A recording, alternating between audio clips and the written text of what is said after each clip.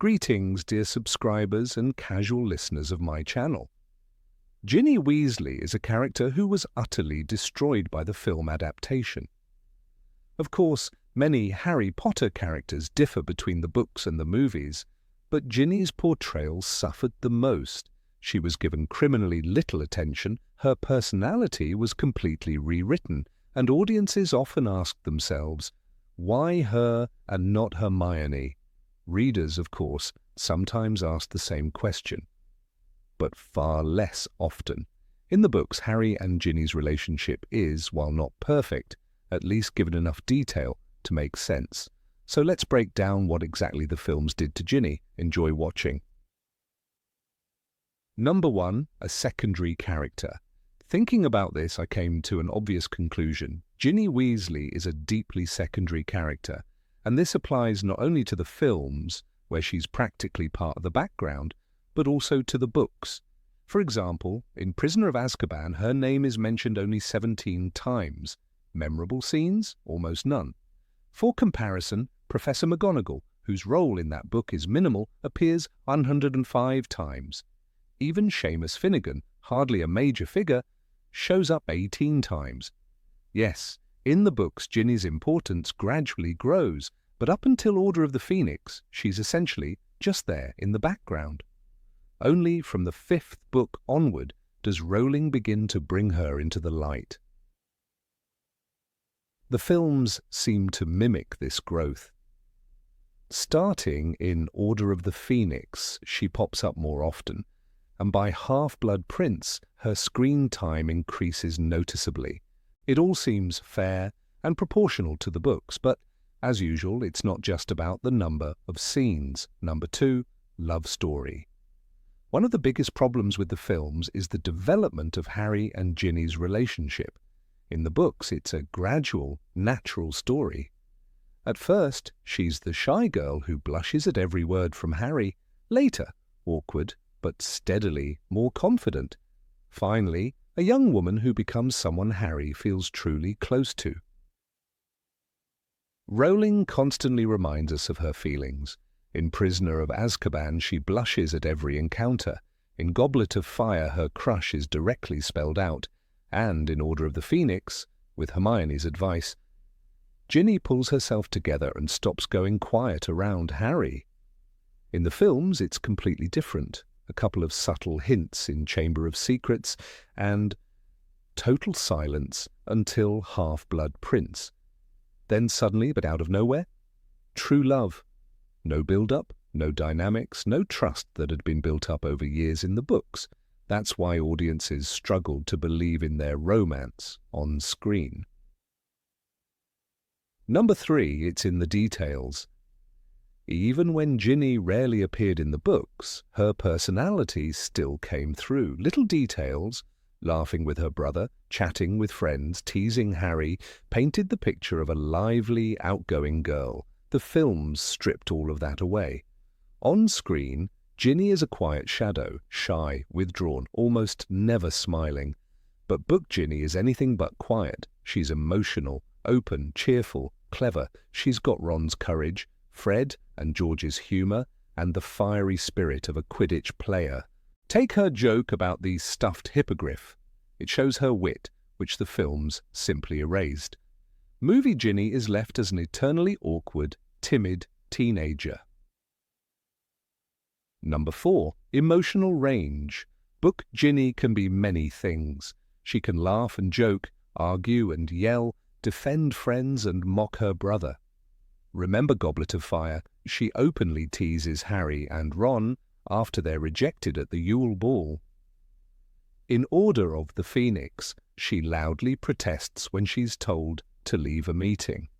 In Half-Blood Prince, she jokingly trips her brother in front of Fleur, and of course, her famous "forgot to break" line after a Quidditch crash. All this makes Ginny the life of the group. The films show almost none of that range. On screen, Ginny is stripped of her vibrancy, reduced to a colourless figure. Number 5, a meaningful contribution. Despite being secondary, Ginny in the books plays a much larger role than in the films. She stands up to insults, helps Harry communicate with Sirius, distracts enemies during dangerous plans, and shows both resourcefulness and bravery. Her experience with Tom Riddle's diary is a crucial part of the story. It draws her closer to Harry and helps him understand what it's like to be possessed by Voldemort. The films practically forgot about this. And with it, they forgot that Ginny is not just Ron's sister, but an independent, strong character in her own right. Number 6. Strength on the Quidditch pitch. Ginny's rise as a Quidditch player is one of the clearest signs of her talent and determination. In Order of the Phoenix, when Harry is banned from the team, she takes his place as Seeker and leads Gryffindor to victory. "She's really good," said Harry in surprise. "I had no idea."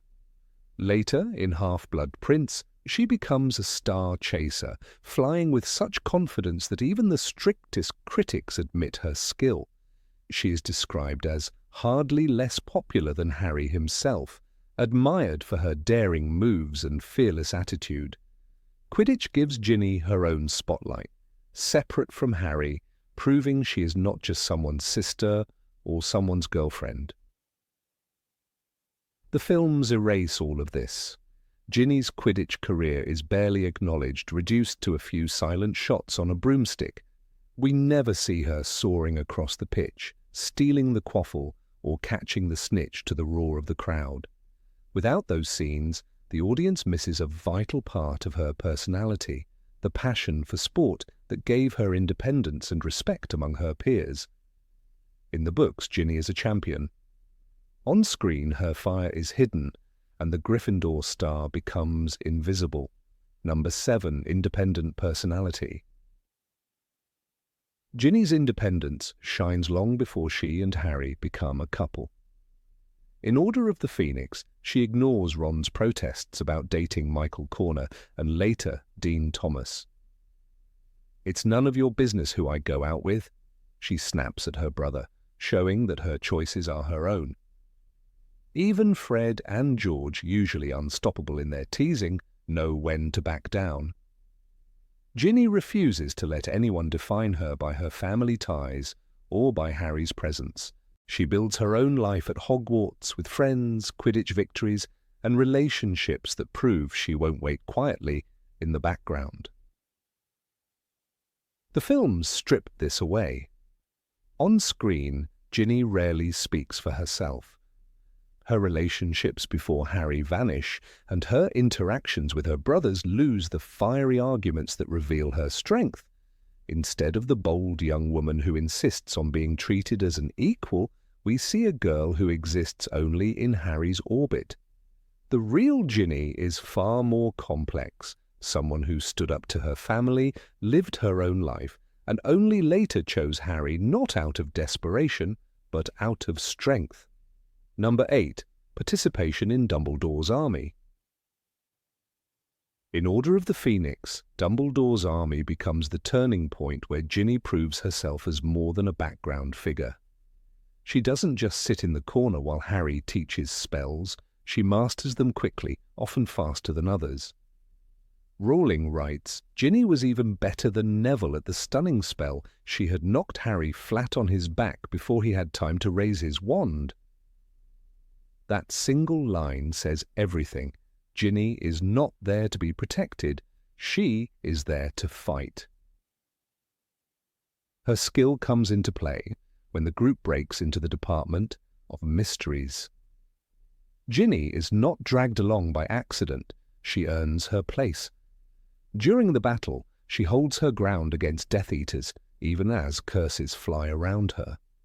Though injured, she does not retreat until the fight is over.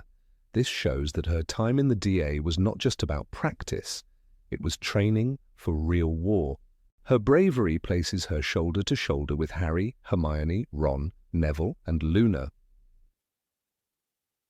The films reduce this growth to almost nothing.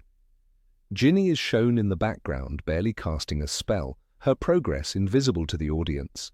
Without her DA training, the viewer never understands why she is later considered one of the strongest young witches at Hogwarts. The book makes it clear. Ginny uses the DA to step out of her brother's shadows and claim her own place as a fighter. The movie sadly hides that transformation. Number 9. Voice of reason for Harry. Ginny's role as Harry's anchor becomes most clear in Order of the Phoenix. After Arthur Weasley is attacked, Harry isolates himself, convinced that Voldemort is possessing him. Ron and Hermione struggle to find the right words, but Ginny steps in with calm certainty. "You're being silly," she said. "I'm the only one who knows what it feels like to be possessed by you-know-who. And I can tell you you're not." Her voice is steady, and her words cut through Harry's fear. In that moment, she gives him something no one else can: understanding born of experience. This isn't a single act of comfort, but a pattern. Ginny often pushes Harry out of his spirals with a sharp comment or a bit of humour. In Half-Blood Prince, when he broods over the rumours Romilda spreads, she diffuses the tension with wit, mocking the idea that Harry has a dragon tattoo. Her laughter makes him laugh too, pulling him back from self-pity. Ginny has the ability to treat Harry like a normal boy, not just the chosen one, and that balance is what allows their relationship to grow naturally in the books. The films erase this voice almost completely. Harry stands alone, weighed down by his burdens, while Ginny drifts on the sidelines with no words of comfort or sharp humour to share. Without these exchanges, their connection feels hollow. The truth is that Ginny was never just a love interest. She was someone who kept Harry grounded. In the novels, her presence gives him strength. On screen, that vital part of their bond disappears. Number 10. War and the Final Battle. When the war finally comes to Hogwarts, Ginny refuses to stand aside. She is too young by her mother's standards, but she sneaks back into the castle to fight anyway. Rowling shows her not as a bystander, but as one of the students who faces death without hesitation. That choice marks the end of her journey from a quiet girl to a warrior. The films reduce this to a few background shots, never letting the audience see her defiance, her bravery, or the fire that kept her on the battlefield. In Deathly Hallows, Ginny fights alongside her family and friends as curses fly through the Great Hall. She duels Bellatrix Lestrange with Hermione and Luna by her side. Rowling describes the three girls attacking as one, holding off one of the Dark Lord's most dangerous followers. "Out of my way!" shouted Mrs. Weasley to the three of them, and they fell back. The fact that Ginny is there, in the front line against Bellatrix, shows how far she has come. She is not the frightened child from the Chamber of Secrets. She is a soldier. Her determination to remain at Hogwarts is also telling. Earlier, when Harry, Ron, and Hermione return, Ginny is already part of the Resistance. She has fought in the reformed Dumbledore's army, facing the Carrows and standing with Neville and Luna against the cruelty of Snape's regime. She has scars, both visible and hidden, from those months of defiance. They used the Cruciatus curse on kids for trying to stand up, Neville tells Harry, and Ginny was among those who dared. This is not a girl waiting to be saved. She is one of the saviors. The films do not capture this transformation. They give Ginny almost no role in the final battle, as if her courage is not worth showing. Yet the books insist otherwise. Ginny is a fighter who bleeds with her school, who lifts her wand even when the odds are hopeless. She embodies the Gryffindor spirit, the same flame that burned in Harry. And when she stands in that last battle, she proves she is not just the sister, not just the girlfriend, but a warrior of her own making. Number 11, living in the shadow of her brothers. Growing up as the youngest in a family of 7 children is not easy. especially when 6 of them are brothers. Ginny Weasley learned early that if she wanted to be heard, she had to fight for it. Rowling shows us a girl who refuses to vanish into the background of the Weasley clan. She argues with Fred and George, ignores Percy's lectures, and snaps back at Ron when he tries to control her. That constant struggle for space shapes her into someone fiercely independent. In the books, Ginny is never just the little sister. One sharp example comes from Half-Blood Prince, when Ron criticizes her for kissing Dean Thomas. Ginny explodes. "Oh, don't you start acting like my keeper," she shouted at Ron. "You don't tell me what I can and can't do." Her words silence the common room. This moment matters because it shows that Ginny will not let even her own brother dictate her choices. She stands up for herself with fire, and Harry witnesses it all. That defiance is part of what makes her more than just background noise in the story. The same strength appears when she clashes with the twins. In Order of the Phoenix, Fred and George try to block her from joining the mission to the Ministry. She glares at them and insists on coming along, her wand already in hand. "I'm 3 years older than you were when you first started," she said hotly, "and I'm not staying behind just because you say so." Her determination wins, and she fights alongside them. Ginny refuses to be left behind like a child. She is their equal, and she proves it in action. In the films, this struggle is erased. On screen, Ginny rarely argues with her brothers, and the lively sibling battles that shaped her identity vanish. Without these confrontations, she seems smaller, almost lost in the crowd of redheads. Yet in the books, these fights are her proving ground. They show a girl who grew stronger by standing up to those closest to her, carving out a place in a family where voices were loud and competition was constant. That strength is the real Ginny, the one hidden beneath the film's silence. Number 12. Sense of humor and sarcasm. In the books, Ginny Weasley is far from silent. She knows how to deliver a quick remark that cuts straight through the moment, leaving even her older brothers at a loss for words. Her sarcasm is sharp, but never cruel. It's the kind that shows wit and confidence.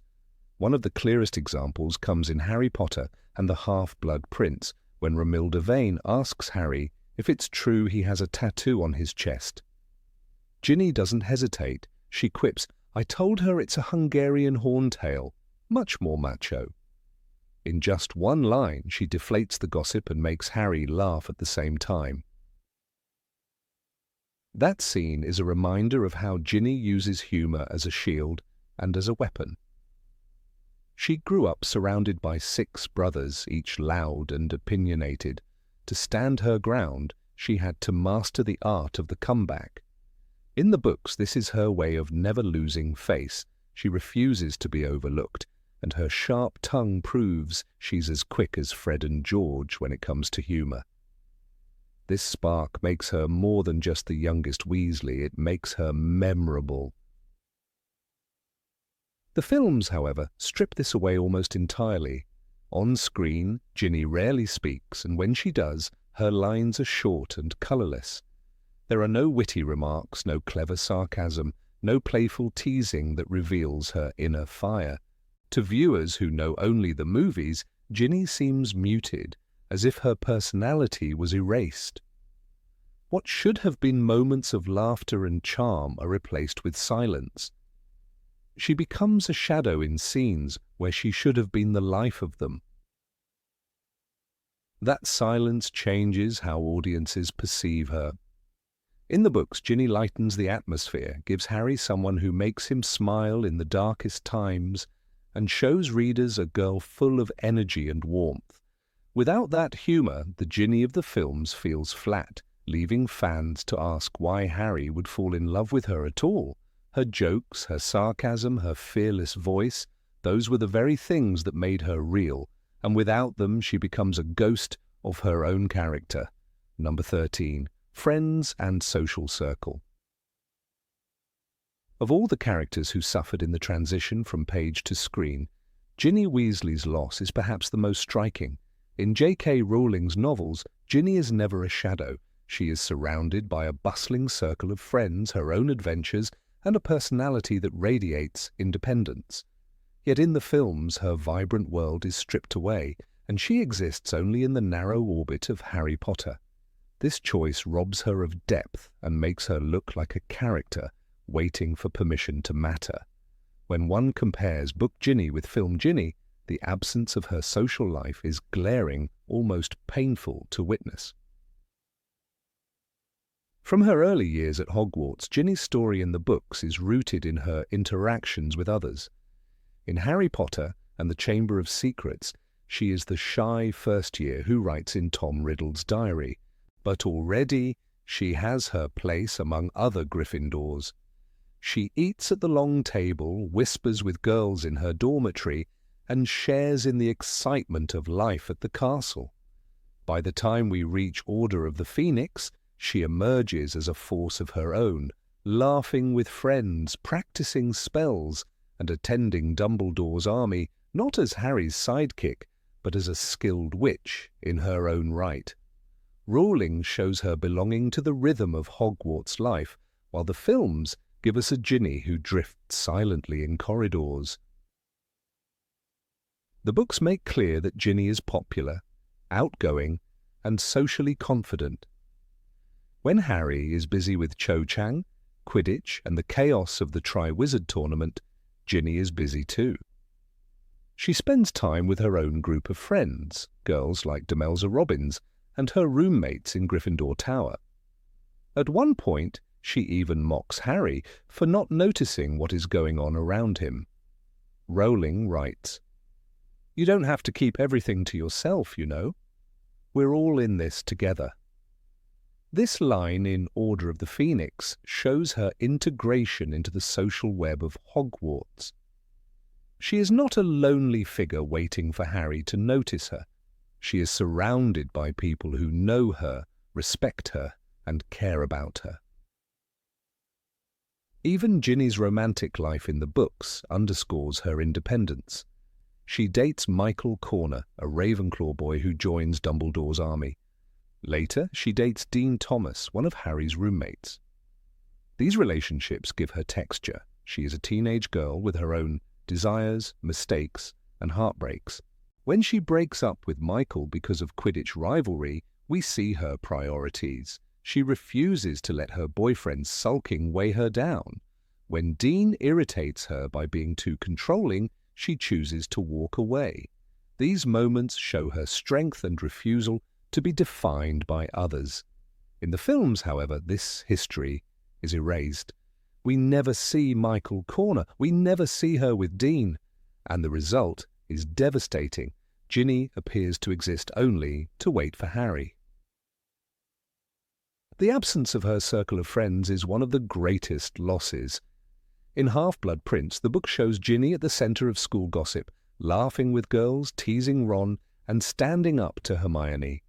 Rowling writes her as witty and quick to defend herself. She tells Ron, "Just because you've got the emotional range of a teaspoon doesn't mean we all have."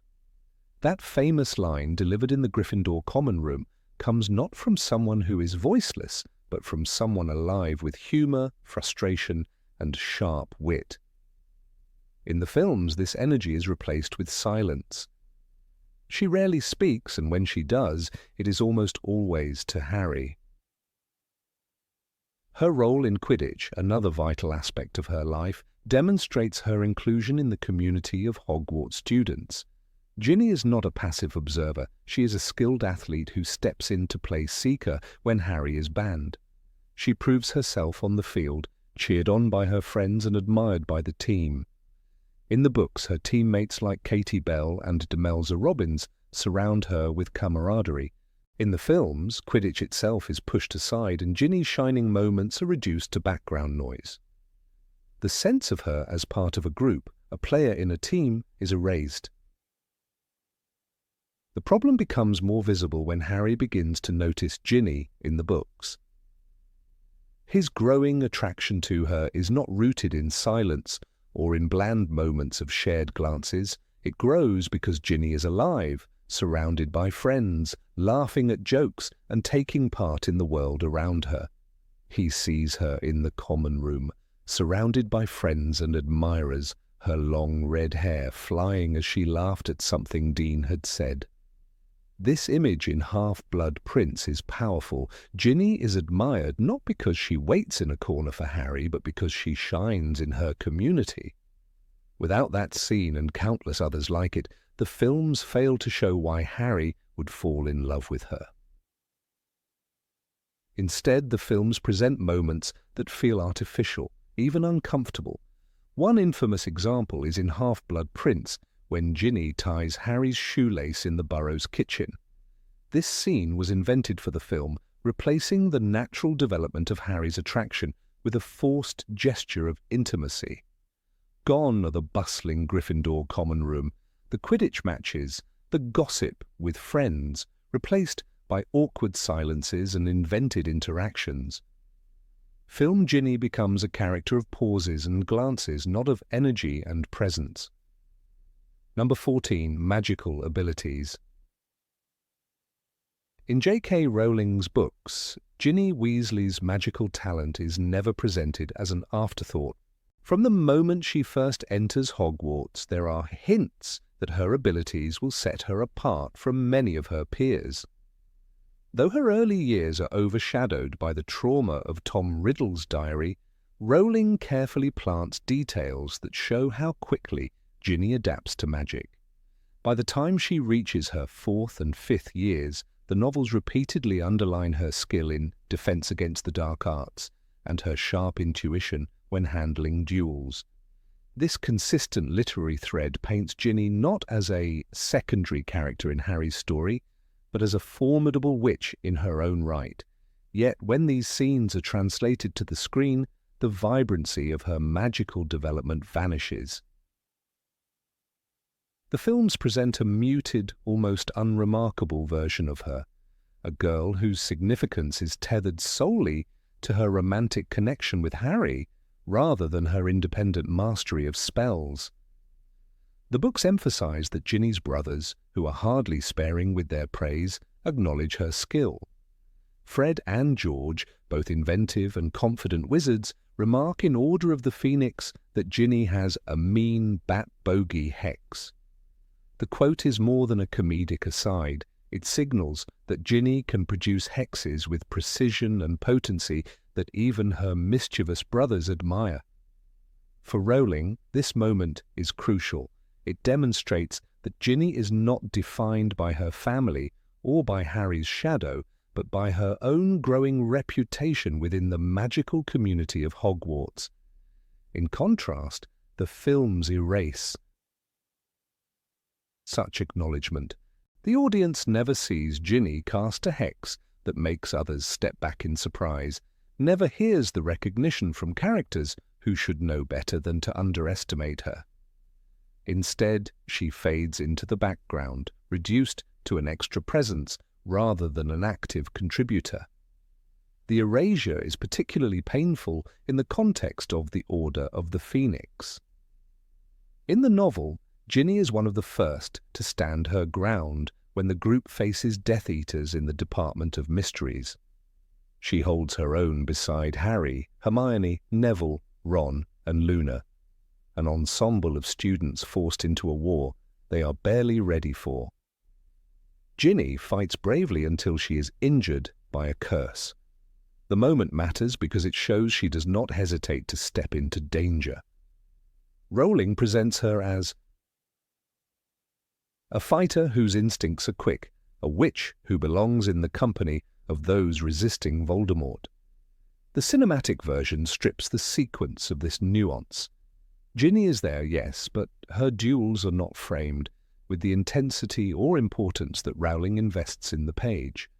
The result is a watered-down portrayal that denies her the gravitas of her literary self.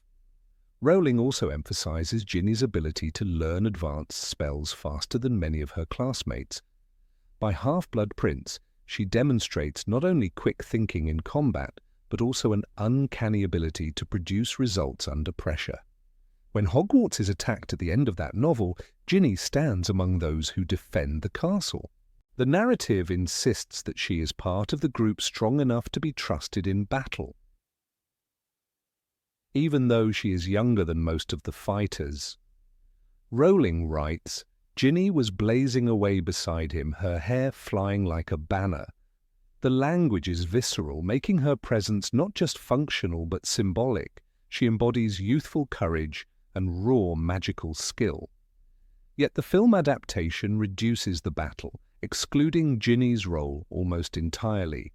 The viewer never sees her hair blazing in the chaos, never witnesses the ferocity Rowling so clearly describes.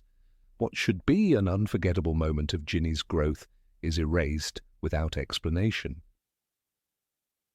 The bat-bogey hex itself, mentioned repeatedly in the books, becomes a defining trait of Ginny's magical prowess. Luna Lovegood, who is hardly impressed by conventional achievements, comments with admiration about Ginny's ability to conjure it. The hex is presented as a spell difficult to control, requiring both power and precision.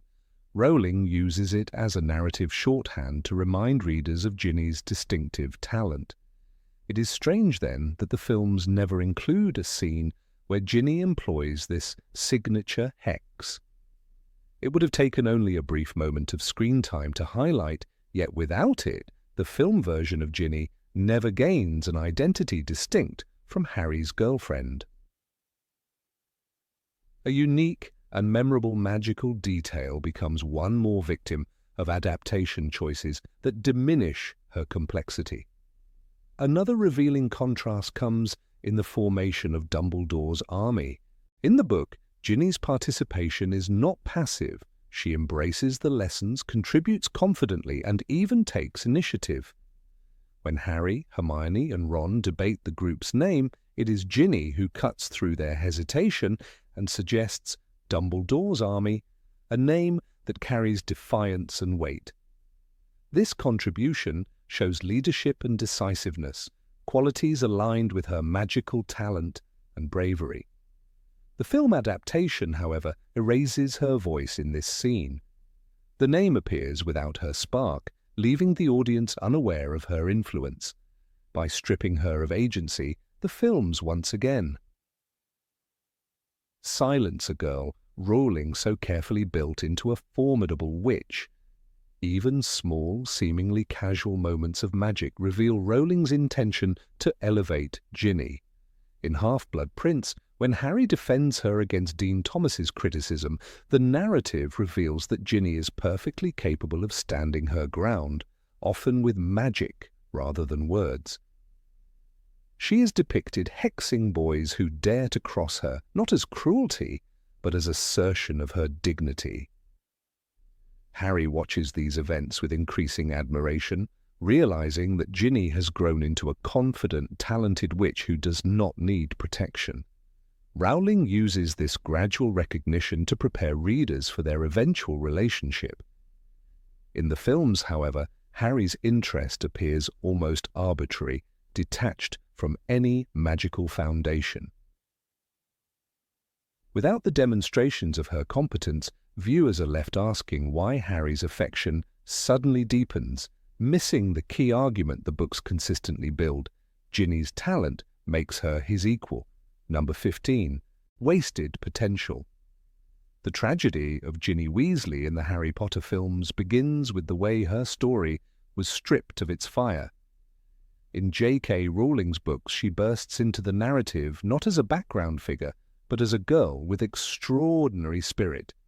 From the very first glimpse in Philosopher's Stone, when she begs her mother to let her board the train with her brothers, Rowling plants the seed of a character destined to matter.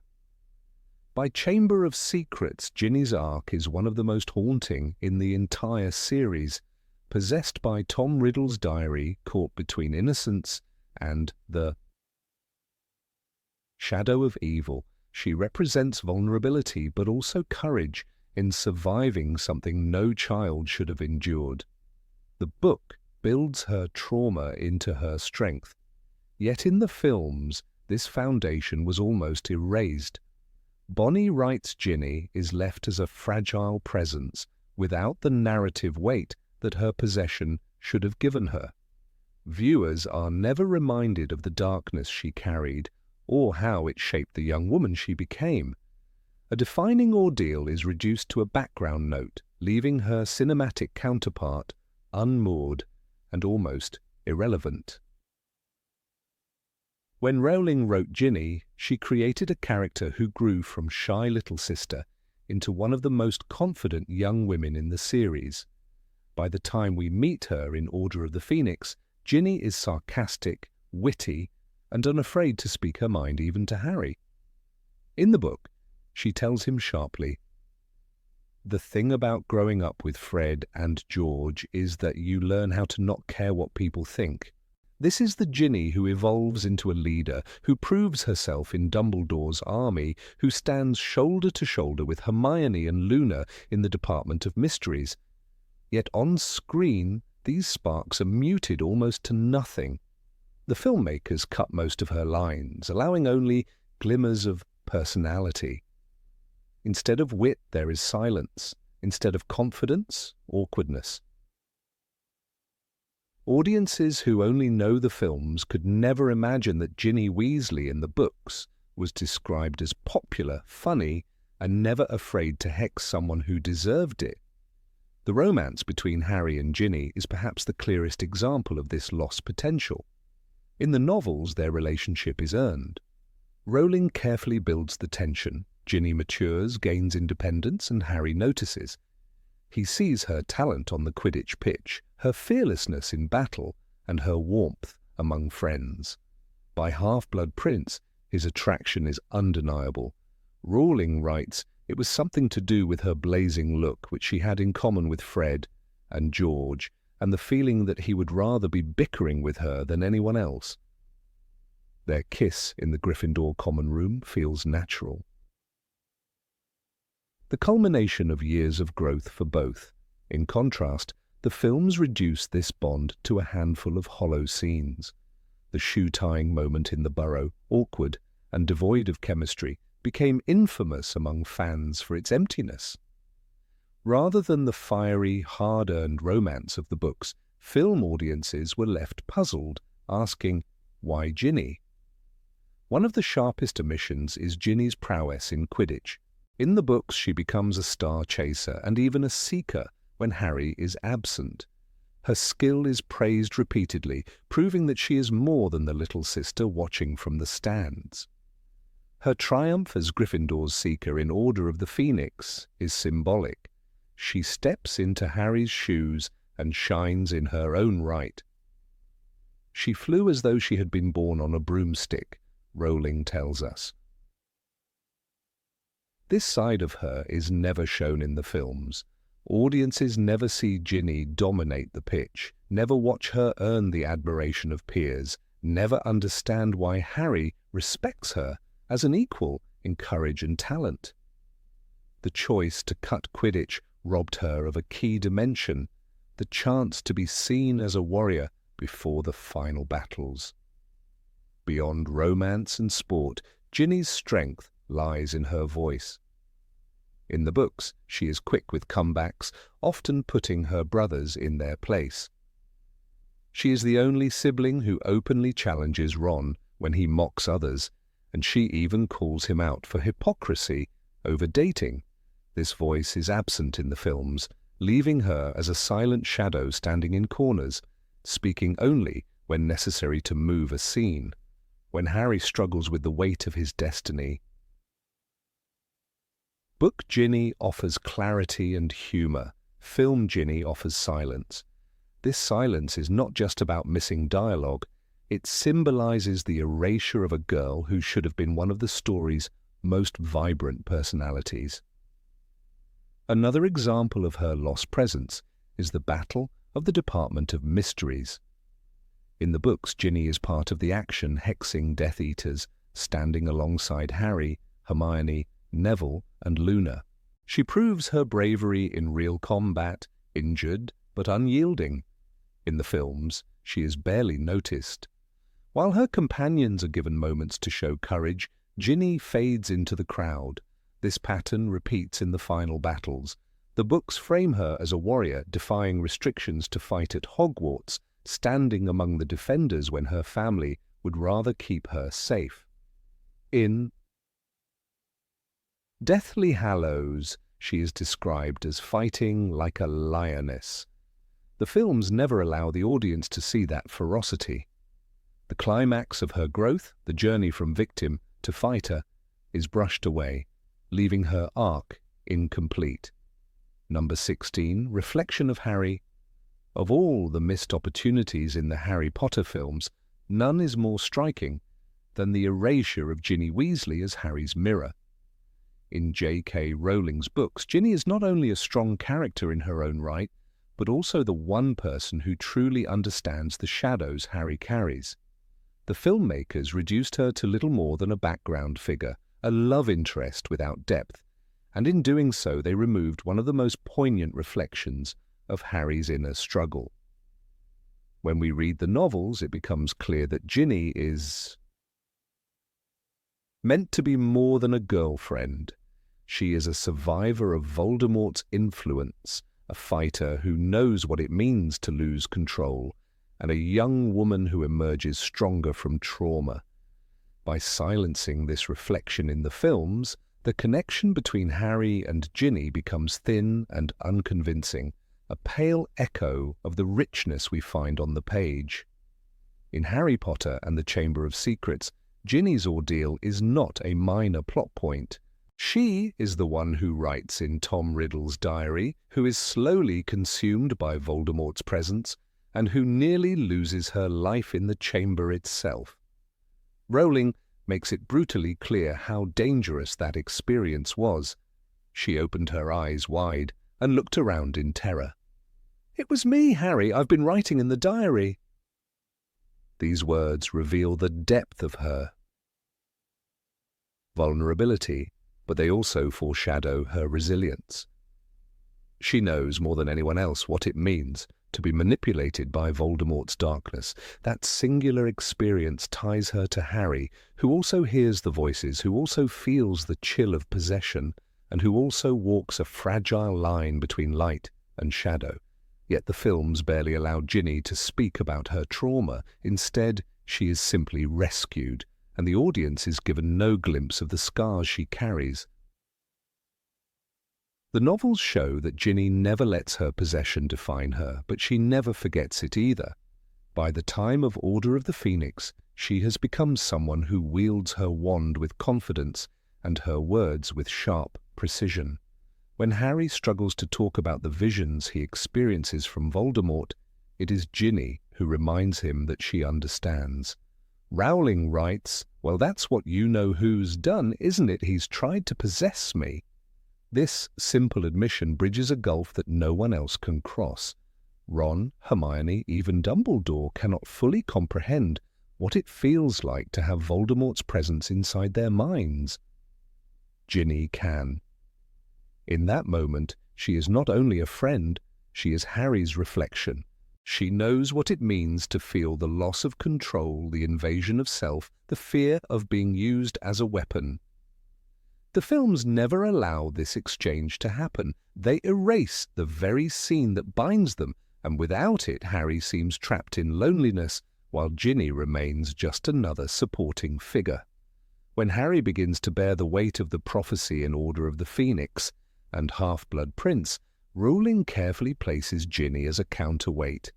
She is fiery, she laughs easily, she fights when necessary, but she also listens. She understands the burden without pitying him, and that makes her presence different from Hermione's intellectual support or Ron's brotherly loyalty.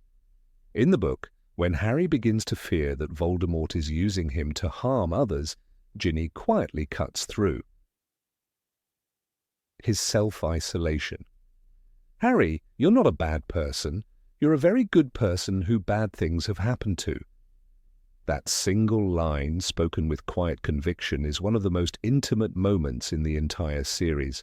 It is an affirmation from someone who truly knows what it is to be corrupted by Voldemort's shadow and yet emerge intact. The films, however, give us none of this. Instead, Ginny is reduced to passing glances, awkward silences, and a strange shoelace-tying scene that substitutes depth with clumsy symbolism. In Rowling's narrative, Ginny grows steadily in strength. By Half-Blood Prince, she is a skilled witch, confident in battle, a central member of Dumbledore's army, and someone respected even by characters like Fred and George. She takes the lead in Quidditch matches, she has her own voice, and she demands respect from others. This development makes her relationship with Harry feel natural, inevitable. He falls in love not with a shadow of a girl, but with someone who mirrors his own resilience, his own refusal to be crushed by Voldemort's darkness. He could not help himself, Rowling writes. It was as though something in her very presence was pulling him closer. That attraction stems not only from affection, but from recognition. Harry sees himself reflected in Ginny's fire. On screen, however, this natural progression disappears. The viewer is left confused as to why Harry would suddenly notice Ginny in Half-Blood Prince. Their relationship seems rushed, almost forced, because the groundwork of shared understanding has been stripped away. The tragedy of this omission is not merely romantic, but thematic. Harry's story is one of isolation, of feeling different, of carrying burdens too heavy for others to comprehend. Rowling gave him a partner who had walked through a similar valley and who could stand beside him without being blinded by fear. By erasing this mirror, the films leave Harry's journey lonelier than it needed to be. The cinematic Harry carries his burdens in silence, staring off into darkness, while the Ginny of the books would have been able to whisper that she understood. This silence weakens not only Ginny's character, but also Harry's arc, because it denies him the healing that comes from being truly known. Consider the battle of the Department of Mysteries in Order of the Phoenix. Ginny fights with bravery and is injured in the struggle, a moment that shows her willingness to step into the same peril Harry faces. She is not a spectator to the war, but a participant. Later, when Dumbledore's army gathers again, she continues to train and fight, embodying the same determination Harry carries. The books weave these moments together so that when Harry finally kisses Ginny, the reader understands that this is not a shallow attraction, but the recognition of an equal. In the films, the Department of Mysteries fight barely acknowledges her presence. She is there, yes, but her role is minimized, her injuries glossed over, her courage unspoken. Without these threads, the final tapestry of their relationship loses its vibrant color. Another example is the Quidditch storyline in Half-Blood Prince. On the page, Ginny shines as a chaser, fierce and unstoppable, earning the admiration of her teammates and the respect of Harry, who cannot help but watch her with growing admiration. It is during these matches that Harry begins to understand that Ginny is not the shy girl who once blushed in his presence. She is someone who commands her own space, who thrives under pressure, and who mirrors the same boldness he admires in others. Rowling writes she had scored 4 times and was the most popular girl in school at. This evolution makes Harry's feelings authentic. In the films, Quidditch is almost entirely erased, and with it, the arena in which Ginny's fire burns brightest. What remains is a hollow shell of a romance. The absence of their shared experience is most deeply felt in Deathly Hallows. In the books, when Harry prepares to face Voldemort in the Forbidden Forest, his thoughts turn not only to his parents and friends, but to Ginny. The weight of leaving her behind matters because she has been a partner who understands his darkness. Rowling's words are simple but powerful. He wanted to be with Ginny more than anyone else. That longing resonates because the reader has witnessed their mirrored journeys. On screen, however, this longing feels strangely thin. We have not seen enough of their bond, and so Harry's desire seems to float without anchor. The irony is that Bonnie Wright, the actress who played Ginny, had the potential to embody this reflection. Her brief moments of fire when she hexes opponents in Dumbledore's army, when she fights at Hogwarts, hint at what could have been. But without the script giving her the lines that matter, without the scenes that show her parallel to Harry's struggle, she is left in silence. The audience cannot feel what the books so clearly show, that Ginny Weasley is the one who knows Harry's demons and chooses to love him anyway. What is lost in the films is not just a love story, but a central theme of understanding and survival. Ginny is the character who proves that Voldemort's darkness can be endured without destroying the soul. She is the living answer to Harry's fear of becoming what he hates. By removing this reflection, the films leave Harry's battle incomplete. He stands alone against his nightmares, and the woman who might have stood beside him as his equal is instead reduced to a whisper in the background. The story of Harry Potter is not just about defeating Voldemort, but about finding connection in a world of loneliness. Rowling gave Harry a partner who understood his nightmares, who carried the same scars, and who reflected his resilience. The films took that away. What remains on screen is an artificial romance, stripped of depth, missing the heartbeat that made it real. Ginny Weasley, the mirror of Harry's struggle, was destroyed in adaptation, and with her went the chance to show the audience that love can be born not only of attraction, but of shared survival. Number 17, Road to Leadership. Of all the transformations made when J.K. Rowling's books were adapted to the screen, none feels as striking as what happened to Ginny Weasley. On the page, her story is one of growth, strength, and gradual command over her own destiny. She begins as the shy younger sister in the Chamber of Secrets, haunted by the diary of Tom Riddle, and nearly consumed by his power, but she does not remain in that vulnerable position. By the time the 5th book, The Order of the Phoenix, unfolds, she has become a young woman who speaks with confidence, challenges others, and earns the respect of her peers. Yet the films seem to reduce this journey into silence. Instead of the fiery, outspoken leader we come to know in the novels, the cinematic Ginny appears pale, uncertain, and strangely quiet, as if her courage had been erased. This loss matters because leadership for Ginny is not a decorative trait, but the very essence of her becoming a heroine worthy to stand beside Harry. Rowling gives Ginny a powerful voice, and that voice grows clearer with each passing book. In Order of the Phoenix, while Harry broods over being excluded from battles and secrets, Ginny reminds him that he is not alone. She rebukes him with the unforgettable line, "Well, that was a bit stupid of you, seeing as you don't know anyone but me who has been possessed by you-know-who, and I can tell you how it feels." It is a striking moment because she does not cower before Harry's temper, nor does she let his self-pity silence her. She speaks with authority drawn from her own trauma, and the room listens. This is leadership not born from ambition, but from experience and resilience. The films, however, flatten this moment into nothingness.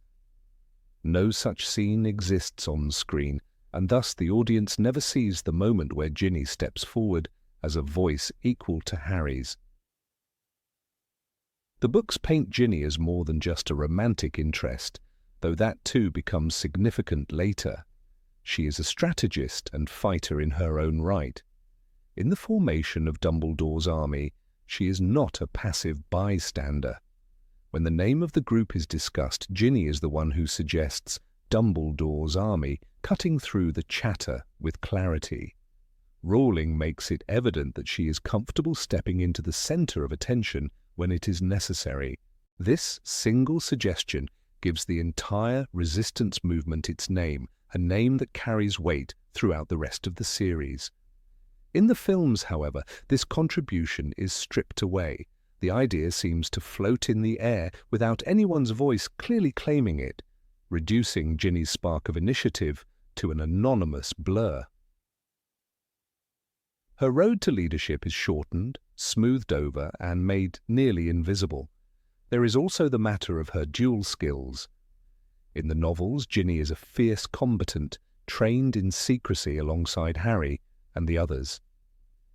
During the Battle of the Department of Mysteries, she fights alongside the core group, blasting curses with enough precision to hold her own against Death Eaters. Rowling describes her as brave, injured, but unyielding. She had been knocked sideways by a curse, Harry notes, but was on her feet again, fighting with renewed fury. Such detail is vital because it confirms that Ginny is not a fragile figure needing protection. She is already a warrior. In the films, her combat presence is barely noticed. She becomes one more body in the crowd, her bravery swallowed by the spectacle of special effects. The audience misses the moment where she proves she is every bit as determined as Harry, Ron, and Hermione. Her relationship with Hermione is another lens through which her leadership shines. While the films depict Ginny as meek, the books show her willing to challenge even Hermione's sharp intellect. In Order of the Phoenix, when Hermione worries about Harry's visions, Ginny is the one to remind her that she has lived through possession and can speak with authority. This is not mere banter. It is a power dynamic, a young woman asserting that she, too, has insights worth hearing. Rowling allows Ginny to hold her ground against the brightest witch of her age, proving that leadership requires more than intelligence. It demands confidence and presence. The films never capture this dynamic, leaving viewers to assume that Ginny remains in Hermione's shadow. The romantic arc with Harry also suffers because of this erasure of leadership. In the novels, Harry's attraction to Ginny is not sudden or shallow. It builds as he witnesses her strength, her independence, and her popularity among peers. He sees her laughing, commanding attention, and holding her own in Quidditch matches. She was now a permanent feature in his dreams, Rowling writes, but those dreams are rooted in admiration. He respects her fire. In the films, their relationship feels awkward and hollow because the groundwork of Ginny's growth is absent. Without her journey to leadership, her romance with Harry looks like a quiet subplot rather than the culmination of shared battles and mutual respect. Quidditch itself is a battleground where Ginny proves her mettle. In Half-Blood Prince, when Harry is banned from playing, Ginny steps into the Seeker's position and leads Gryffindor to victory. It is a symbolic moment. She not only replaces Harry, but demonstrates that she can command the field herself. Rowling emphasizes the cheers that follow her, the admiration of her housemates, and the confidence in her movements. This is the image of a leader stepping forward in someone else's absence and proving capable of carrying the weight. The films offer only fleeting glimpses of Quidditch, and Ginny's victories are either minimized or completely omitted. A major step in her transformation into a heroine vanishes without a trace. Leadership is not only about victories, but also about courage in the face of danger. Ginny's role in the Battle of Hogwarts solidifies her place as a central figure. Though underage, she insists on staying, defying her mother's wishes, and fighting alongside the adults. Rowling describes her dueling fiercely, her wand as steady as any of the others. This is not recklessness, but loyalty, an unwillingness to stand aside while others risk everything. Her presence in that final confrontation marks the completion of her growth. She is no longer the girl possessed in the chamber, but a woman capable of standing shoulder to shoulder with the great defenders of Hogwarts. The films reduce her contribution to the margins, leaving her leadership unspoken, as though it never mattered. Rowling carefully crafts Ginny's voice as distinct from the others. She has humour, wit, and a sharp tongue that cuts through tension. In Order of the Phoenix, when Zachariah Smith sneers at Dumbledore's army, Ginny silences him with biting remarks, earning laughter and respect from her peers. Such moments establish her as someone unafraid to speak truth to arrogance. The absence of this in the films reshapes her personality into a muted background presence. What was once fire becomes ash. The audience sees only a shell, not the vibrant leader Rowling intended. Contrast becomes particularly clear when examining the way the books portray Ginny's interactions with Harry. In Half-Blood Prince, she is never desperate for his attention. Instead, she thrives independently, dating others and living fully. Her independence is precisely what draws Harry closer. He recognizes that she does not orbit his world, she builds her own. She was the only one he had ever seen who could talk to him without feeling awkward, Rowling notes. This independence is leadership in its purest form, the ability to command one's own narrative. The films, by underplaying her confidence, rob Harry's admiration of its depth. The romance looks like convenience rather than destiny. It is also important to note that Rowling allows Ginny to make mistakes, and it is in those moments that her growth becomes real. She is not flawless, but she learns quickly. Early shyness transforms into assertiveness, and once she finds her voice, she never surrenders it. Her arc mirrors Harry's own journey, from uncertainty into courage, from silence into leadership. The symmetry is deliberate. She is meant to be his equal, not merely his companion. Yet without these nuances, the films leave the impression that Ginny's main role is to stand at Harry's side, waiting for him to notice her. By silencing Ginny, the films unintentionally create a void in the narrative. A crucial thread of resistance and leadership among the students disappears. In the novels, she is part of a chorus of young leaders, Neville, Luna, and others, who rise to the occasion when adults falter. Her voice adds strength to theirs, a reminder that leadership can emerge from the unlikeliest corners. Without her presence, the story loses some of its richness, the sense that the next generation of witches and wizards will inherit the world with courage and conviction. One must imagine what might have been if the films had preserved Ginny's fiery voice, her sharp humour, and her undeniable courage.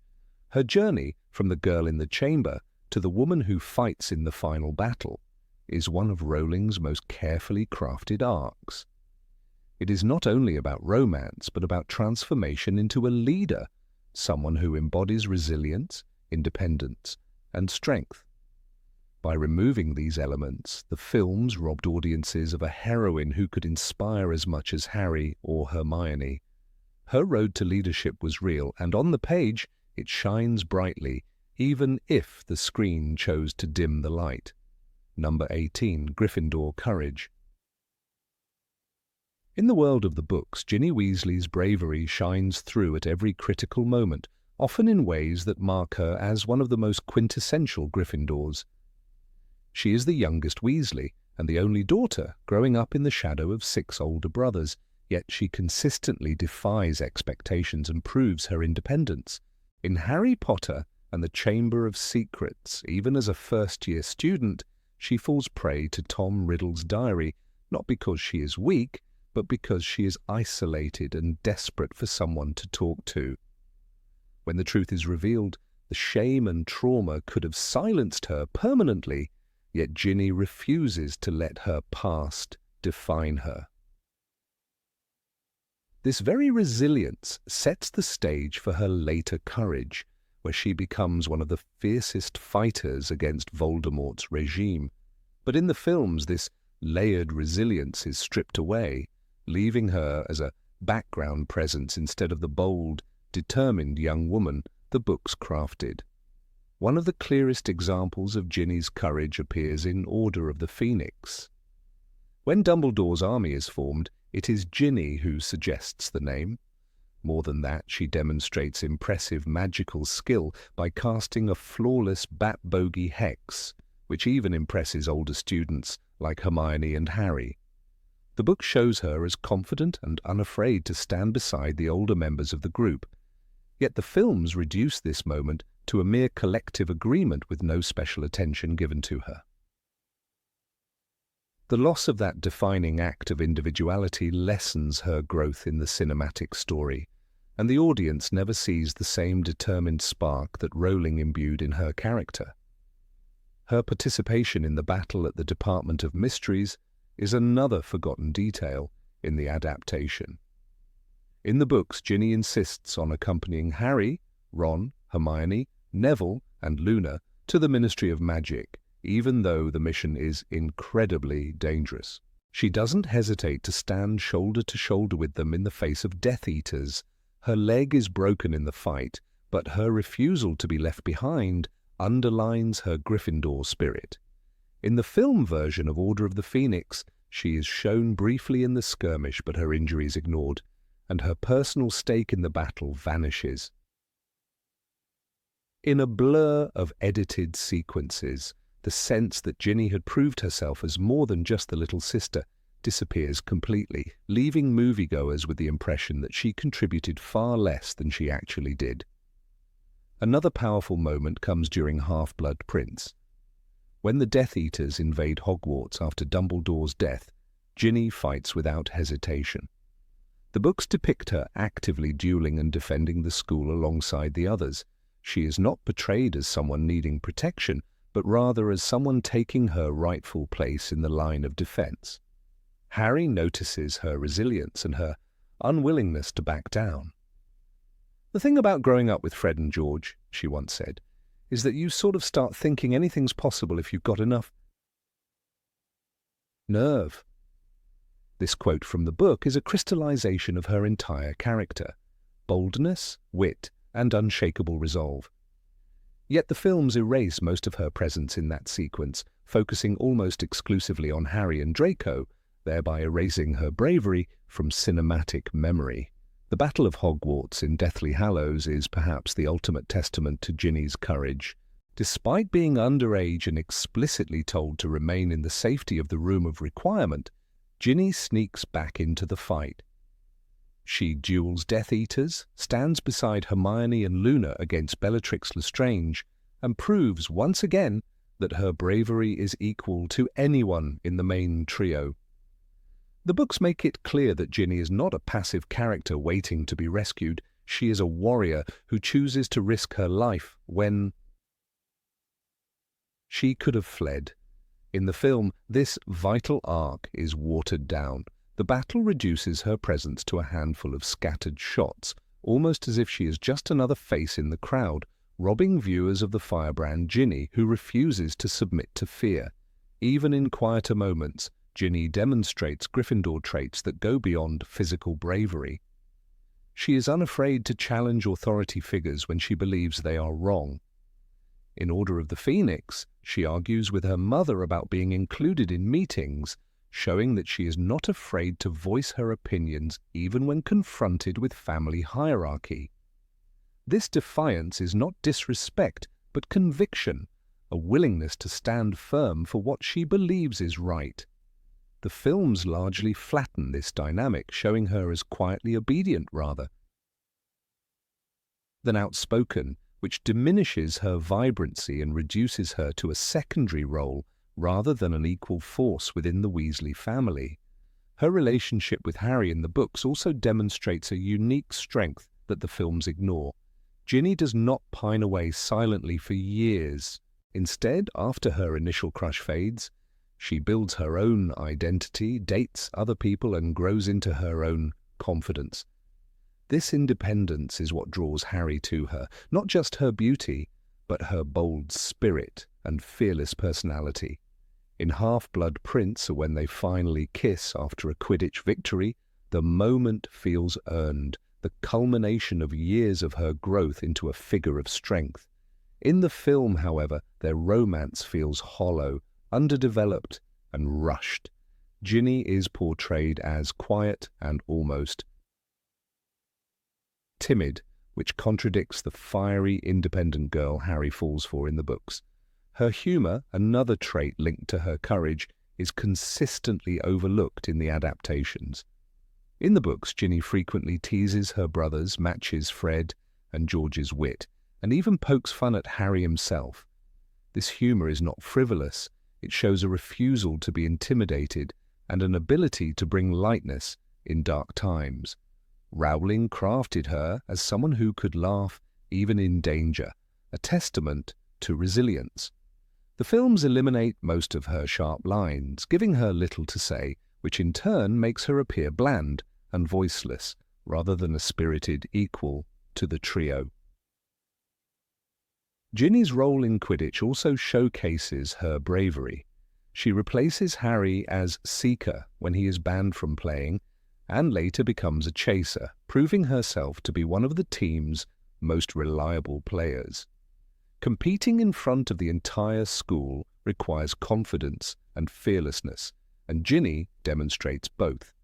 Harry himself admires her skill, noting that she flies with both determination and elegance.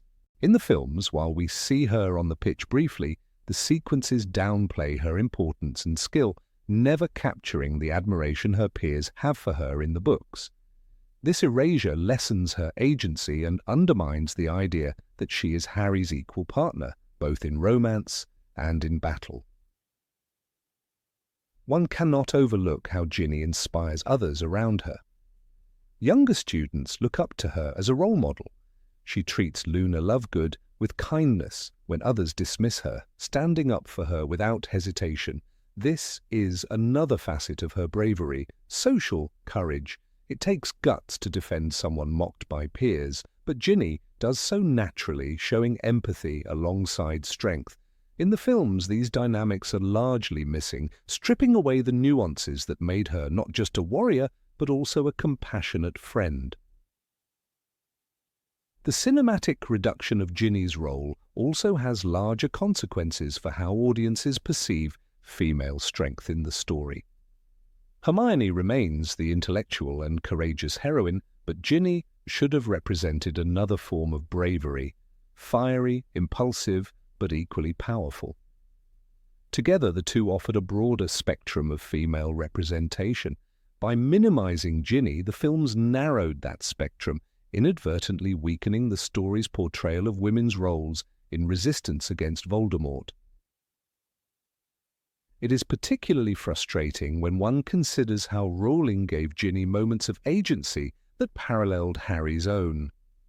When Harry feels the weight of being the chosen one, Ginny is one of the few who can lighten his burden with both humor and understanding. Their bond is built on mutual respect and shared courage, not dependency. The films remove this essential layer, making their romance appear almost inexplicable, as if it exists because the script demands it rather than because of an organic connection forged through bravery and shared struggle. The erasure of Ginny's courage also diminishes the sense of unity within Dumbledore's army. In the books, she is not just a participant but a leader in her own right, particularly in Deathly Hallows when she helps rally students to continue resisting even under the Carrow's rule at Hogwarts. This role, vital in showing that resistance is not just about Harry, but about a whole generation, is absent in the films where leadership seems confined to a handful of characters. This narrow focus undermines the idea that the battle against Voldemort was a collective fight. Perhaps the greatest loss in the films is the denial of Ginny's transformation from a shy girl in the Chamber of Secrets into a fearless warrior at the Battle of Hogwarts. Her arc is one of triumph over trauma, a lesson in resilience that resonates deeply with readers. It shows that one can fall, be manipulated, even feel broken, yet still rise stronger than before. By stripping away her moments of bravery, the films erased one of the most compelling character journeys in the entire saga. It is not just Ginny's story that suffers, but the broader message of Gryffindor courage itself, reduced to a trio rather than shared among many voices. In the end, the books gave us a Ginny whose bravery was not a shadow but a flame, a Gryffindor through and through who stood against darkness with as much nerve as any of the so-called central heroes. The films, by softening her, took away a vital reminder that courage wears many faces and that sometimes the quietest girl in the corner can grow into one of the fiercest fighters. That absence is felt deeply by those who loved her in the books, for they know that Ginny Weasley deserved more than to be remembered as merely Harry Potter's love interest. She deserved to be remembered as one of Gryffindor's truest lions. Number 19. Hidden Romantic Side. In J.K. Rowling's books, Ginny Weasley emerges as one of the most dynamic and emotionally rich characters, a girl who grows from a shy child into a confident young woman who knows how to love and how to stand on her own. Her journey is deeply tied to Harry's, and her romance with him unfolds with small, tender gestures that make their connection believable and heartfelt. But when this character was translated onto the screen, so much of her warmth, her passion, and her gradual growth was stripped away. The films flattened her presence into something nearly invisible, erasing the very details that made her a romantic figure worth remembering. When readers first meet Ginny in Harry Potter and the Chamber of Secrets, she is nothing more than Ron's younger sister, blushing furiously whenever Harry is near. Rowling writes, Ginny, who had always been prone to blush in Harry's presence, gave a small squeal and ran out of the room. This nervous affection, combined with her decision to write him a Valentine's poem, "His eyes are as green as a fresh pickled toad, his hair is as dark as a blackboard," paints a vivid picture of a girl overwhelmed by her first crush. It is awkward, sweet, and entirely authentic. This is the foundation of her emotional world, and the books allow us to watch as she matures from a girl hiding behind her brothers into someone capable of holding Harry's heart. The films chose not to show these early signs of affection, reducing Ginny to background appearances. That Valentine's poem, silly as it was, showed her sincerity and bravery. She dared to send something that left her vulnerable, and even though it embarrassed her, it became a milestone in her emotional development. On screen, however, this moment is absent, and with it, the viewer is denied an important insight into Ginny's heart. Without these seeds of vulnerability, her later romance with Harry feels as if it springs from nowhere. By the time of Harry Potter and the Order of the Phoenix, Ginny has learned to mask her feelings, something Hermione explains to Harry in the book. Ginny's given up on you because you never noticed her, and she's too busy with life to wait around forever. This remark reveals the maturity Ginny has gained. She has stepped away from childish infatuation and into a world where she knows her own worth. She dates other boys, develops her own voice, and shows that she can live independently of Harry's gaze. Her character radiates agency and resilience, yet the films never allow this independence to blossom. Instead, Ginny lingers in the background, almost always silent, a shadow of the girl Rowling created. In Harry Potter and the Half-Blood Prince, the romantic tension between Harry and Ginny reaches its peak. The book builds it carefully, using small but powerful moments. Ginny comforts Harry after Quidditch victories, shares jokes with him, and becomes a part of his daily life. When Harry sees her kissing Dean Thomas, he feels a surge of jealousy, described by Rowling as a monster in his chest. This jealousy is not sudden, it is the culmination of all those small details, all those tiny flames that had been quietly burning throughout the series. Their eventual kiss after Gryffindor wins the Quidditch Cup is described in the book with genuine passion. Without thinking, without planning it, without worrying about the fact that 50 people were watching, Harry kissed her. The raw spontaneity of this moment makes their relationship feel alive and inevitable. In contrast, the film adaptation of Half-Blood Prince strips away this careful build-up and delivers a pale imitation. Their kiss does not happen in the joyful chaos of the Gryffindor common room. Instead, it occurs in near silence, hidden in the room of requirement. There is no roaring crowd, no explosion of feeling, no culmination of years of tension. It is quiet and oddly awkward, lacking the passion and triumph that Rowling captured so well. By moving the kiss into secrecy, the film robs it of its earned weight, making it feel like just another scene rather than the climax of a romantic arc. Another telling difference lies in Ginny's personality. In the books, she is fiery and outspoken, often standing up for herself and for others. When Draco Malfoy insults Harry, she is the one who cuts him down with sharp retorts. When her brothers tease her, she pushes back without hesitation. Rowling presents her as a girl with a backbone of steel, but in the films this fiery spirit is muted. The Ginny of the screen is soft-spoken, almost subdued, rarely asserting herself. Instead of being Harry's equal, she becomes a faint shadow, waiting quietly in the background until the plot requires her presence. One of the most heartbreaking omissions is the way the films handle the battle of the Department of Mysteries. In the book, Ginny is a fierce fighter, joining Harry, Ron, Hermione, Luna, and Neville as they face Death Eaters. Her wand work is brave, and though she is injured, her determination to fight alongside them shows how far she has come from the timid girl in the Chamber of Secrets. On screen, however, Ginny's role is barely noticeable, reduced to a supporting figure with few lines or moments of significance. The bravery that defined her in the books becomes invisible. Even in quieter scenes, the novels gift Ginny moments of tenderness that reveal the depth of her connection to Harry. In Deathly Hallows, for example, she risks everything to share a stolen kiss with him on his birthday before he leaves on his dangerous mission.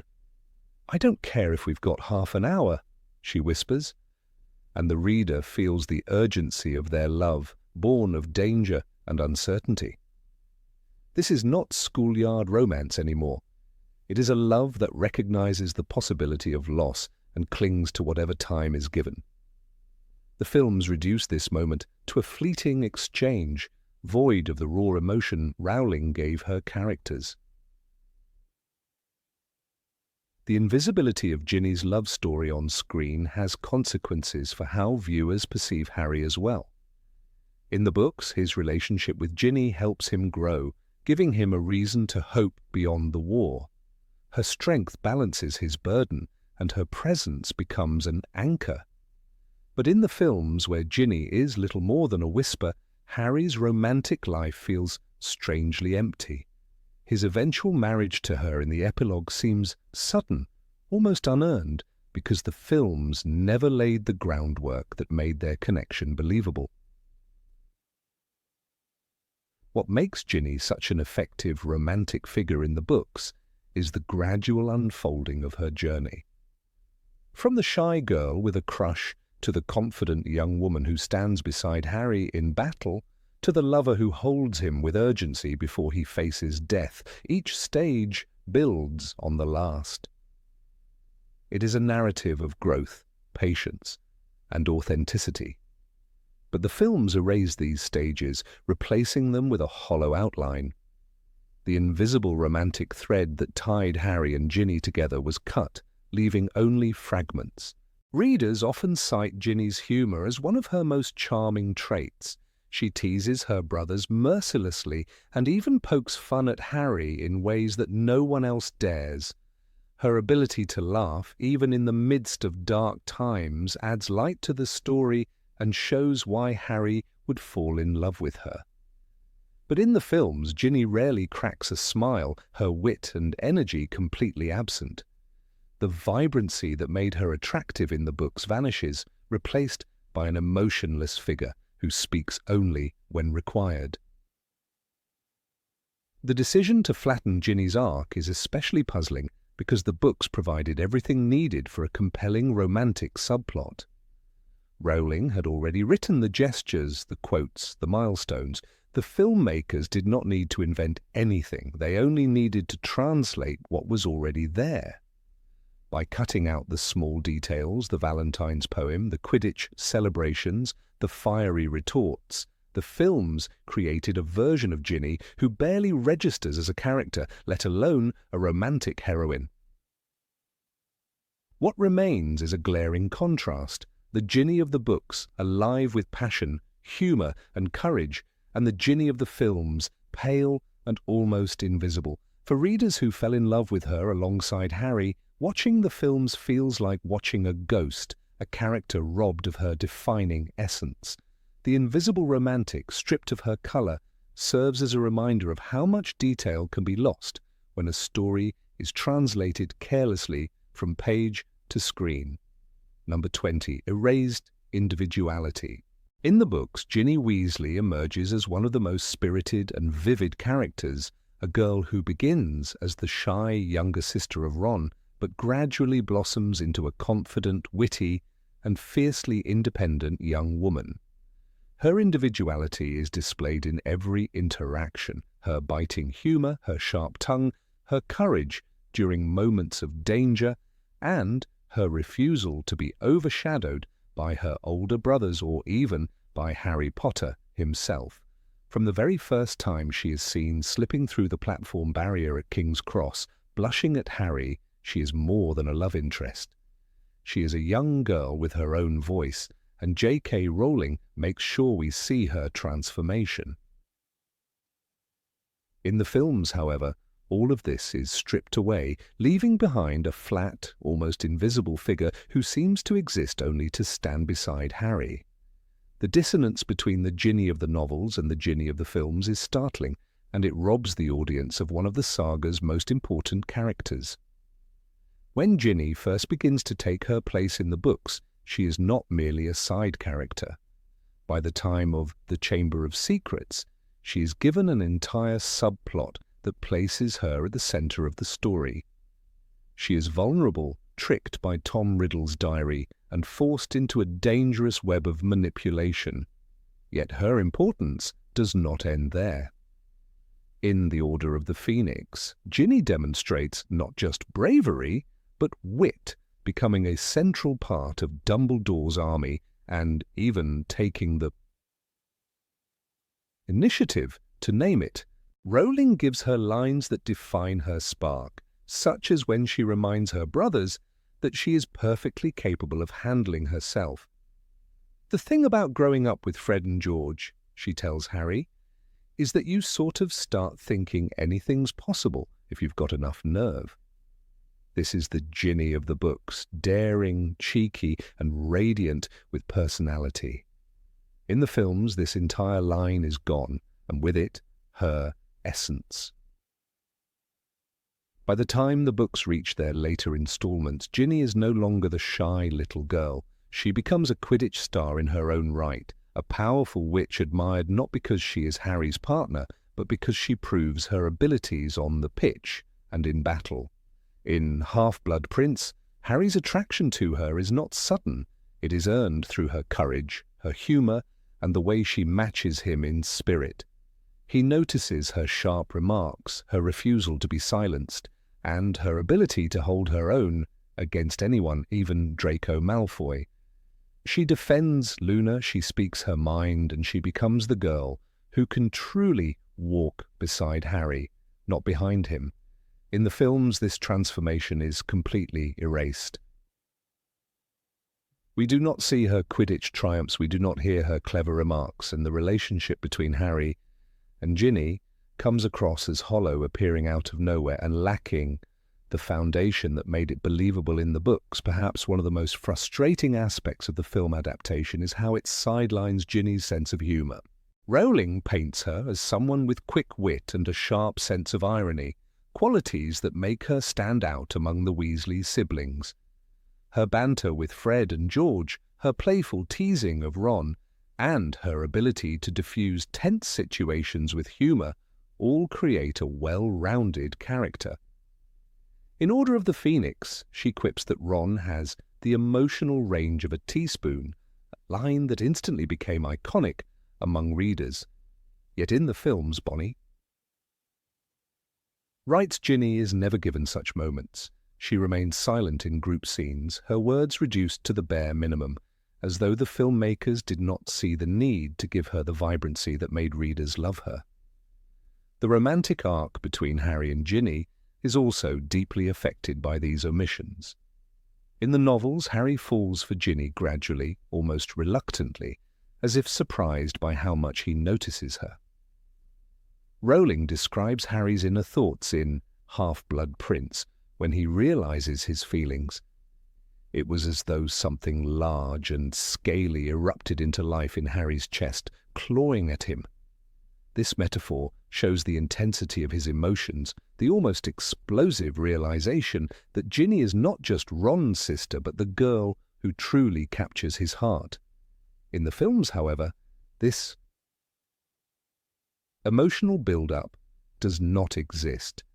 Harry and Ginny suddenly share a kiss, their relationship presented without the groundwork that made it powerful in the books. Without Ginny's personality shining through, the romance feels forced, leaving viewers unconvinced of its depth. Another element erased from the films is Ginny's strength as a fighter. By the time of the Battle of the Department of Mysteries, she has proven herself capable of standing alongside her peers, holding her wand with determination. She is not a damsel in distress, but a combatant who is injured because she is brave enough to be there. In Deathly Hallows, she takes part in the Battle of Hogwarts, refusing to be sidelined. Rowling shows us a Ginny who is willing to risk her life for what she believes in. The films barely show this side of her, reducing her participation to a background presence. Viewers are left with the impression that she is passive, when in truth she is one of the most courageous characters in the saga. The erasure of Ginny's identity in the films becomes even clearer when contrasted with other female characters who were given more faithful adaptations. Hermione, for instance, retains her intelligence, her resourcefulness, and her flaws. Luna keeps her eccentricity, her dreamy observations, and her moral strength. Even Bellatrix Lestrange, who had limited appearances in the books, becomes iconic in the films because of how vividly Helena Bonham Carter plays her. Ginny, by contrast, fades into the background, given no memorable lines, no defining traits, and no screen presence that matches her literary counterpart. This imbalance makes it seem as though the filmmakers chose to overlook her deliberately, focusing instead on the male-centered narrative. Some may argue that time constraints force the films to cut details, but the issue is not the lack of screen time but the choices made about which aspects to show. Ginny could have been given even a few sharp lines or key moments to reveal her spirit. Instead, her interactions with Harry are awkward, such as the infamous scene where she ties his shoelaces or the flat kiss in the Room of Requirement. These moments reduce her to a bland love interest, robbing the audience of the fiery, independent young woman who stood out in the books. The loss of Ginny's character is not about seconds of screen time, it is about her voice. The consequences of this erasure extend beyond Ginny herself. Harry's relationship with her loses depth, which in turn weakens his own emotional development.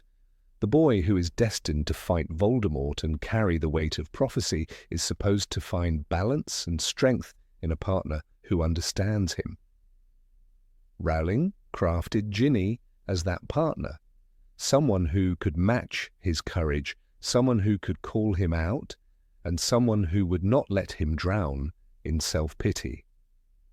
Without showing Ginny's fire, the films leave Harry's love story feeling empty, almost like an afterthought compared to the central focus on his bond with Hermione and Ron.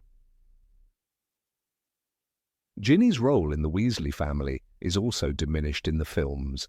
As the only girl among 6 brothers, she is constantly proving herself, carving out her own space in a household full of strong personalities.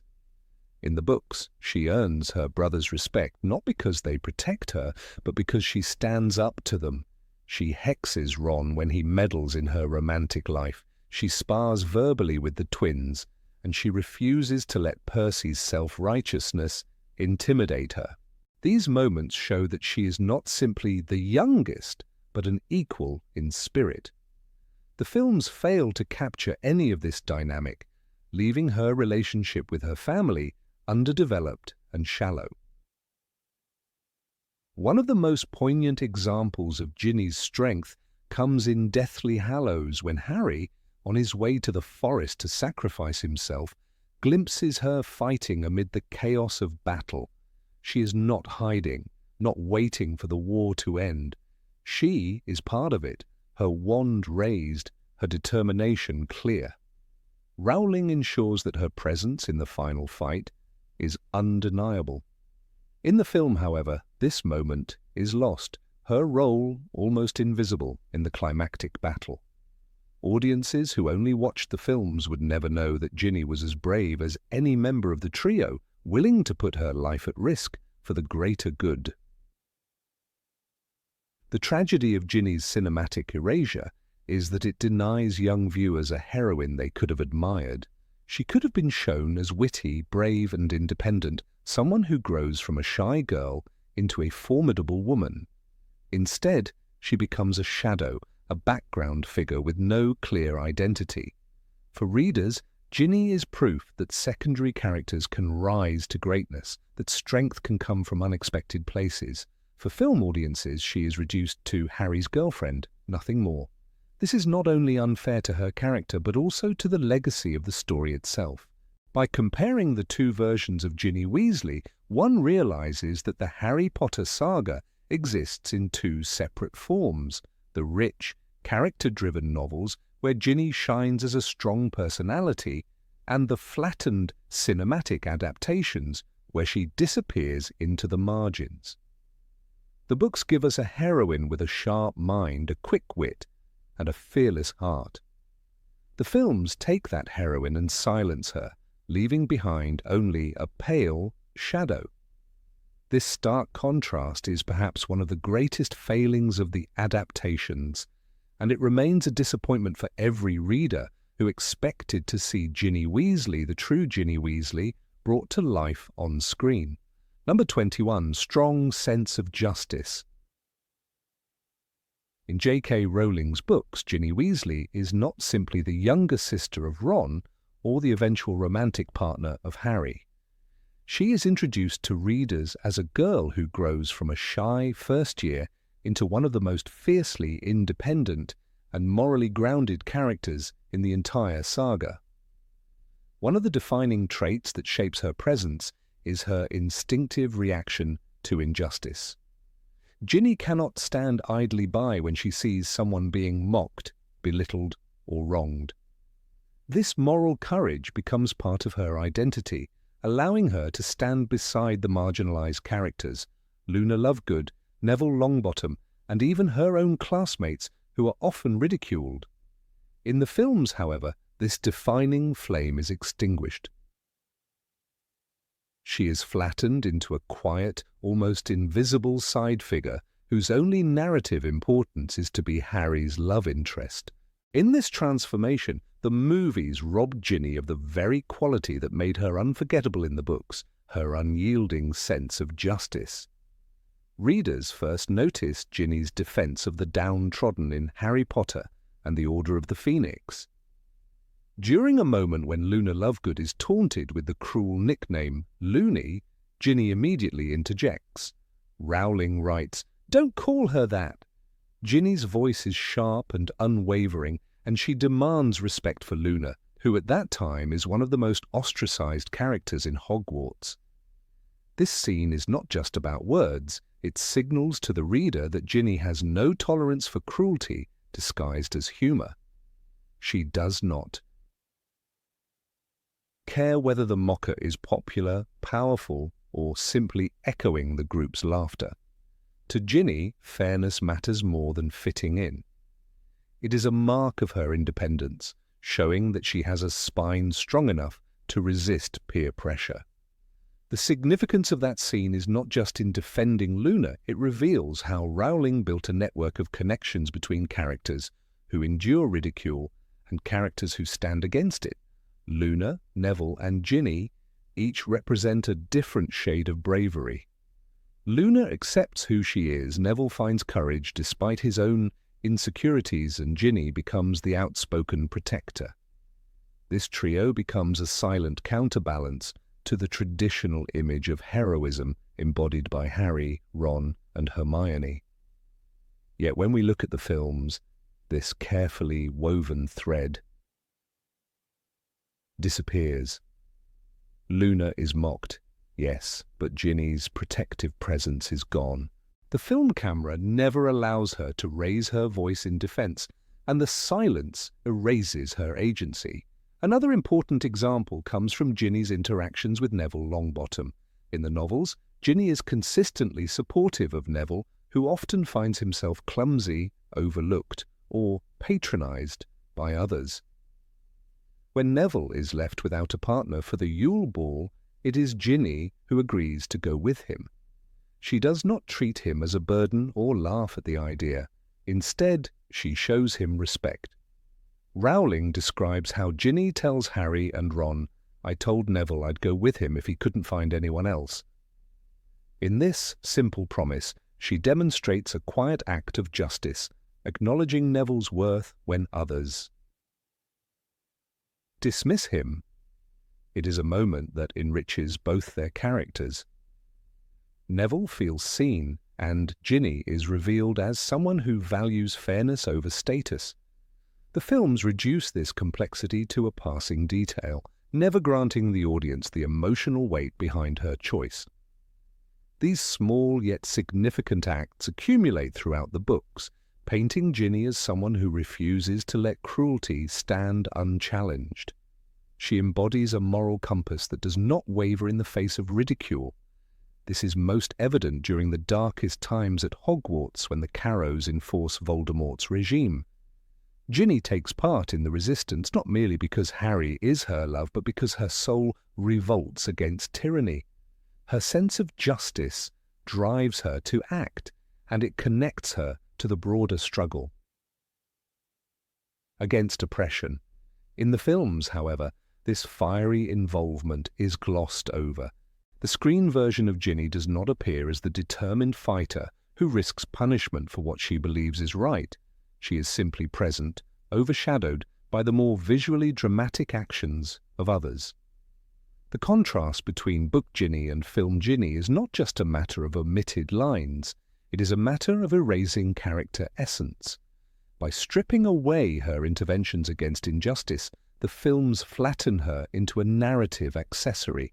She becomes defined by her relationship to Harry rather than her convictions. The audience is told she is strong, but they are rarely shown the evidence. Cinema relies on show, don't tell, yet in Ginny's case, it does the opposite. It presents her quietly standing beside Harry without showing why she deserves to stand there.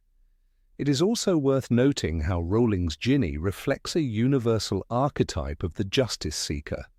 Readers gravitate toward her because they recognize the truth of her behavior in their own lives. Everyone has witnessed moments when someone is mocked, and few dare to step in.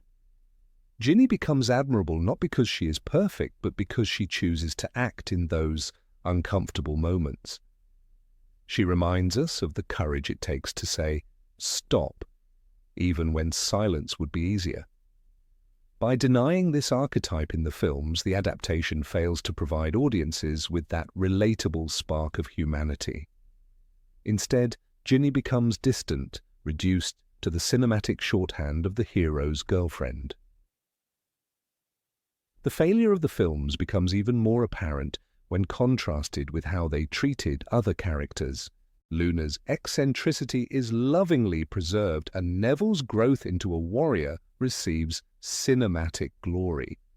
Yet Ginny, who supports both Luna and Neville in crucial ways, is left with hollow interactions. For example, when Luna is rescued from Malfoy Manor in the books, Ginny is part of the emotional web that acknowledges her suffering. On screen, Ginny is simply in the background, her empathy invisible. The omission creates an imbalance. Luna and Neville shine, but the one who consistently validated them in the books is invisible. This absence damages more than just Ginny's arc. It weakens the entire fabric of the narrative. Justice is a recurring theme in Harry Potter, whether through Hermione's fight for house elf rights, Harry's rejection of lies in the Daily Prophet, or Dumbledore's belief in giving second chances. Ginny contributes to this theme through her everyday acts of defiance against cruelty. By leaving out these moments, the films present a narrower version of the story's moral landscape. Justice becomes something fought only on the battlefield, not in the school corridors where words can wound as deeply as curses. The neglect also reshapes the romance between Harry and Ginny. In the books, Harry admires her strength, independence, and unwillingness to be intimidated. His attraction is not sudden, but grows from respect for her actions. He notices how she stands up for others, how she refuses to be overshadowed by her brothers, and how she becomes her own person. Rowling writes in Half-Blood Prince how Harry watched her firing jinxes at a Death Eater and realized the depth of her courage. The films reduce their relationship to awkward glances and a shoe-tying scene, ignoring the moral foundation that made Harry love her in the first place. Without her sense of justice, their romance seems forced, leaving audiences unconvinced. The tragedy of this cinematic erasure is that Ginny could have become a symbol for younger viewers who also wrestle with the pressure to conform. Book Ginny teaches that one can be loyal, kind, and still refuse to let cruelty stand. She shows that justice is not abstract. It is lived through small, everyday choices. When she tells off classmates for mocking Luna, she sets an example for every reader who has seen bullying in their own lives. This is not just a character trait, it is a moral lesson disguised as fiction. By failing to portray it, the films deprive their audience of a model of everyday courage. Some may argue that adaptations cannot capture every nuance from the books. Yet the problem with Ginny is not simply omission but distortion. Other characters gained screen presence at her expense, and her defining trait was not too complex for cinema, it was too ordinary. The filmmakers chose spectacle over subtlety, action over character-driven morality. But what they missed is that Ginny's justice is not ordinary at all. It is extraordinary precisely because it takes place in quiet corners where few are watching. It is in those small stands that her greatness lies. One cannot help but wonder how different the reception of Ginny would be if the films had embraced her moral fire. Imagine a scene where she steps forward to defend Luna, her voice ringing with indignation, captured on the big screen with the same intensity given to duels and battles. Audiences would have walked away seeing her not only as Harry's girlfriend, but as a heroine in her own right. The omission denied viewers that vision, leaving them with a shadow of what could have been. Ultimately, the Ginny of the novels is a fighter, not only with her wand but with her conscience. She represents the idea that justice does not belong only to chosen ones or famous names. It belongs to those who choose, day after day, to stand against cruelty. Her defense of Luna, her kindness to Neville, and her defiance against the Carrows are all testaments to that spirit. The films, in erasing these qualities, transformed her into a supporting prop. The loss is not only Ginny's, it is the loss of one of the saga's most human messages, that the true battle for justice often begins with the courage to defend the overlooked. Number 22, conflicts with Ron. Of all the missed opportunities in the Harry Potter films, perhaps the most glaring is how the character of Ginny Weasley was stripped of her strength, leaving the audience with only a pale echo of the girl who blazed through the pages of J.K. Rowling's books. A particularly revealing aspect of Ginny's development is her relationship with her brother Ron, which in the novels provides both tension and proof of her independence.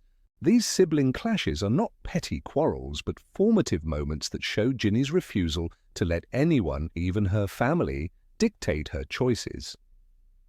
In the cinematic adaptation, however, these sharp confrontations vanish almost entirely, taking with them an essential dimension of Ginny's personality. One of the most vivid examples occurs in Harry Potter and the Half-Blood Prince, when Ginny begins dating Dean Thomas. Ron, in his typical protective yet hypocritical manner, expresses his disapproval, clearly uncomfortable with the idea of his younger sister having a boyfriend.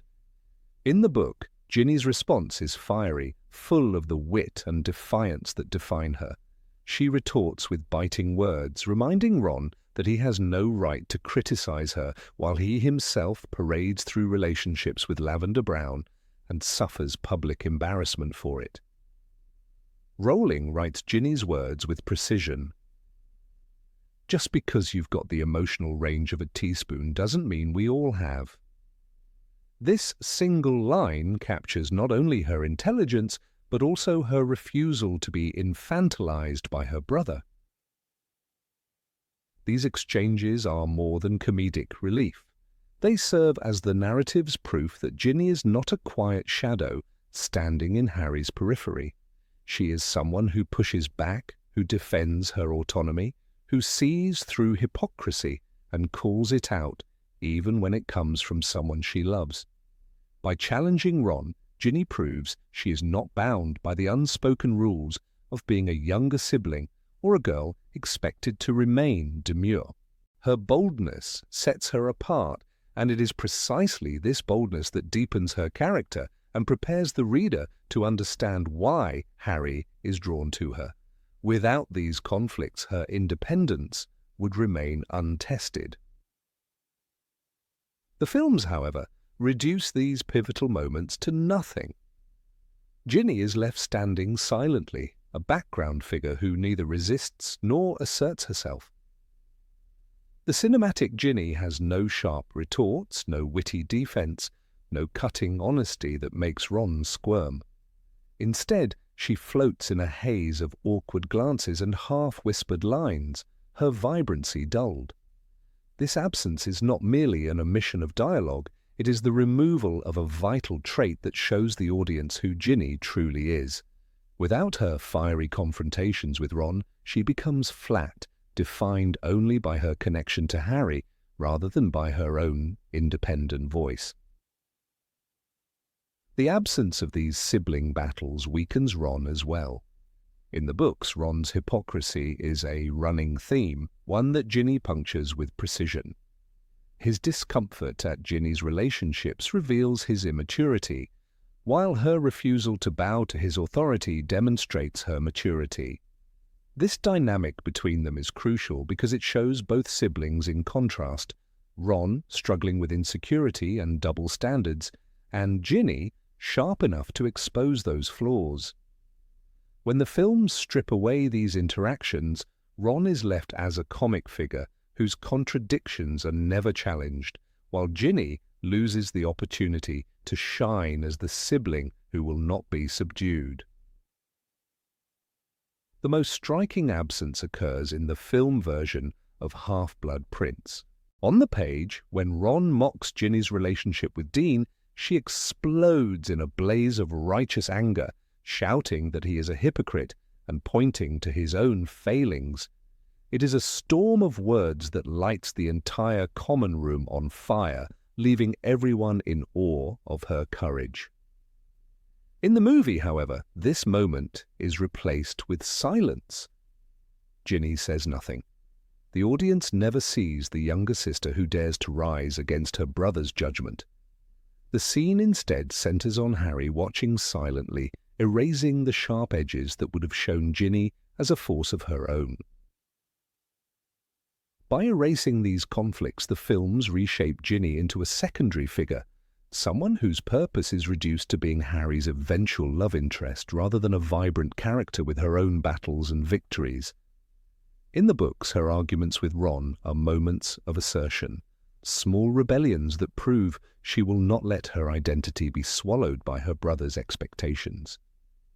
These clashes matter because they show her growth from the shy girl in Chamber of Secrets to the confident young woman who plays Quidditch with skill, dates who she pleases, and fights alongside Harry in the Battle of Hogwarts. Without them, film viewers are left wondering why Harry suddenly finds her attractive, because the foundation of her independence has been stripped away. It is not simply that the films missed dialogue, they missed the narrative weight. Ginny's fiery spirit is not just about her standing up to Ron, it is about her standing up to the unspoken rules of the family dynamic. The Weasley family is large, chaotic and loving, but its youngest child must shout the loudest to be heard. Ginny's sharpness emerges as a survival skill, a way to carve out her identity in a household dominated by brothers. When Ron tries to assert control, he becomes the symbol of a world that wants to contain her, and her resistance is a statement of selfhood. In choosing not to depict this, the films deny the audience the privilege of seeing Ginny's transformation in full. These missing scenes also weaken the emotional texture of Harry and Ginny's relationship. In the books, Harry is drawn to Ginny not because she is passive, but because she is fearless.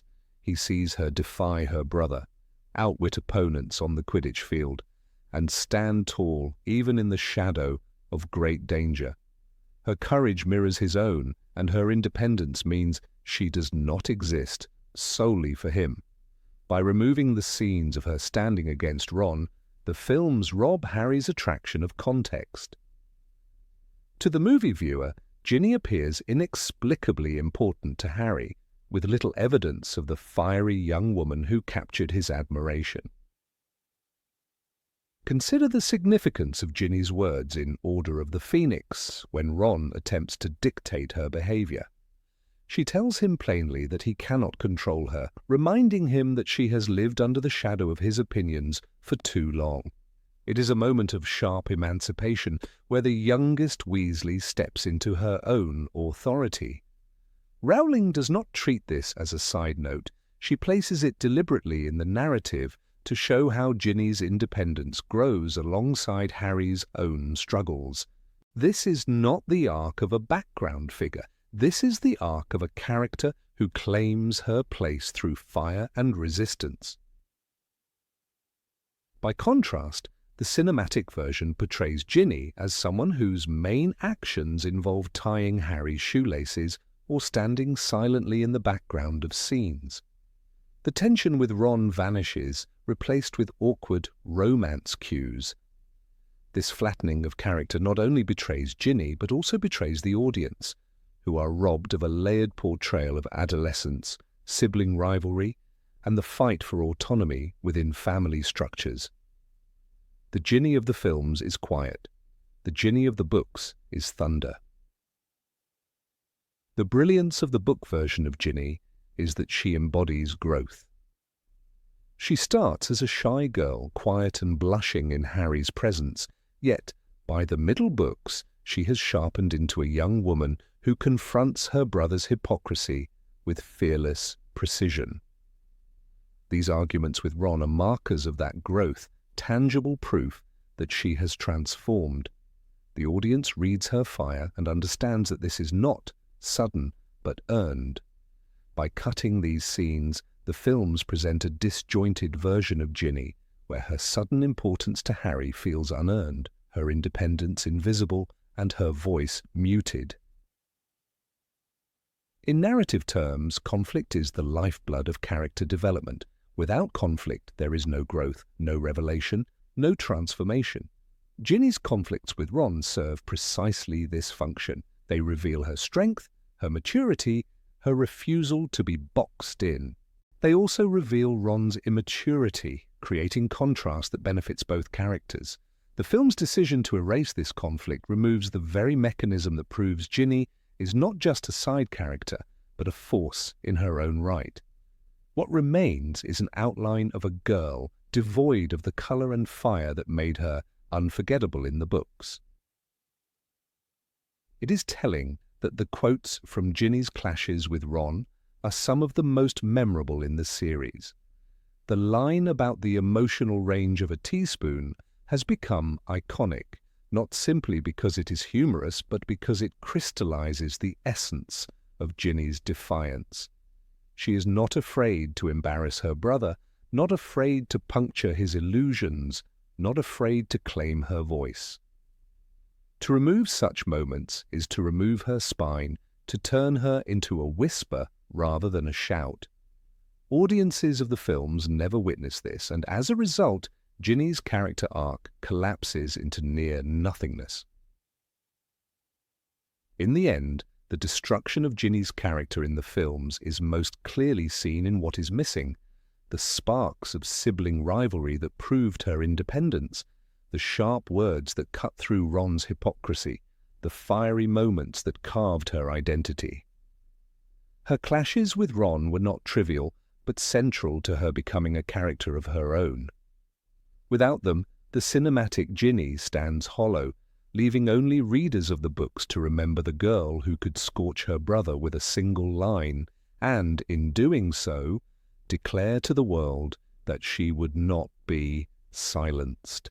Number 23. Role in resisting Snape's regime. When Voldemort finally tightened his grip on Hogwarts, when Severus Snape was installed as headmaster and the Carrows patrolled the corridors with cruelty as their weapon, the castle was no longer a sanctuary, but a prison.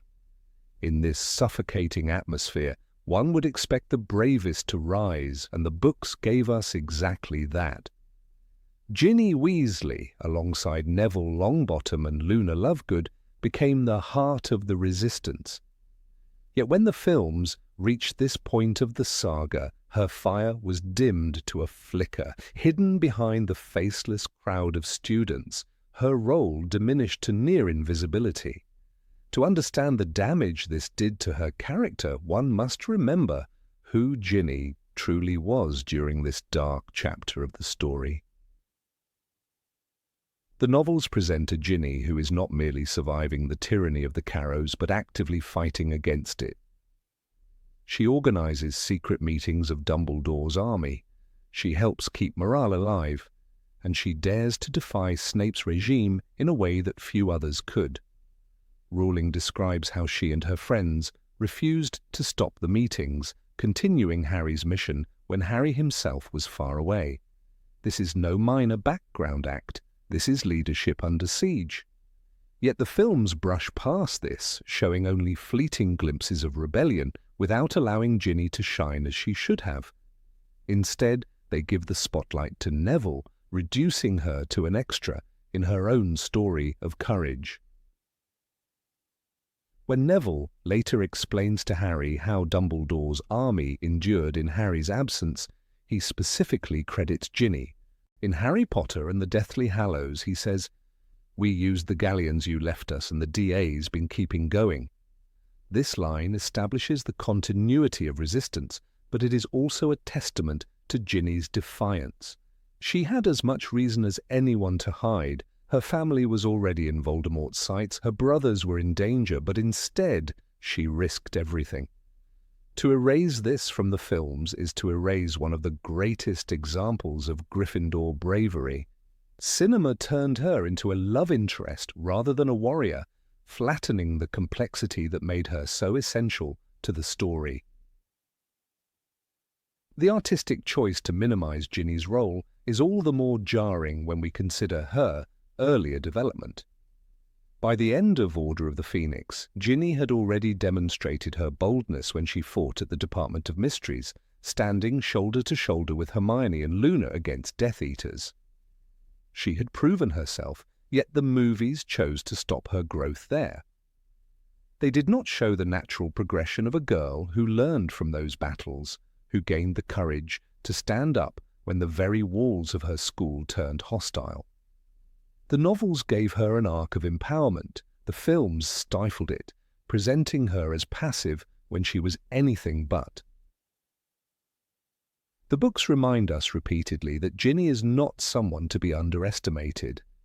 Even before the final war, Harry notices her force of will.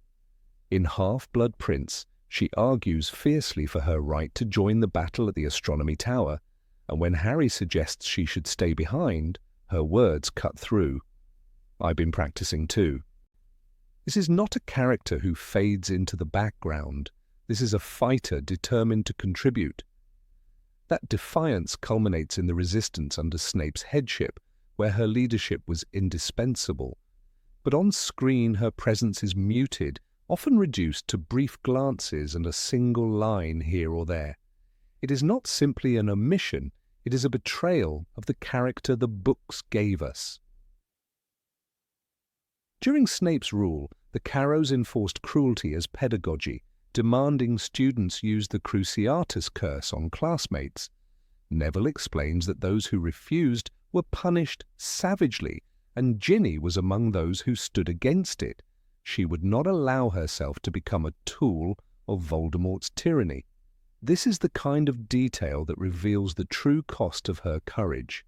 In the book, Neville recounts how the trio of leaders suffered punishment again and again, but refused to yield. That is what makes Ginny's role so vital.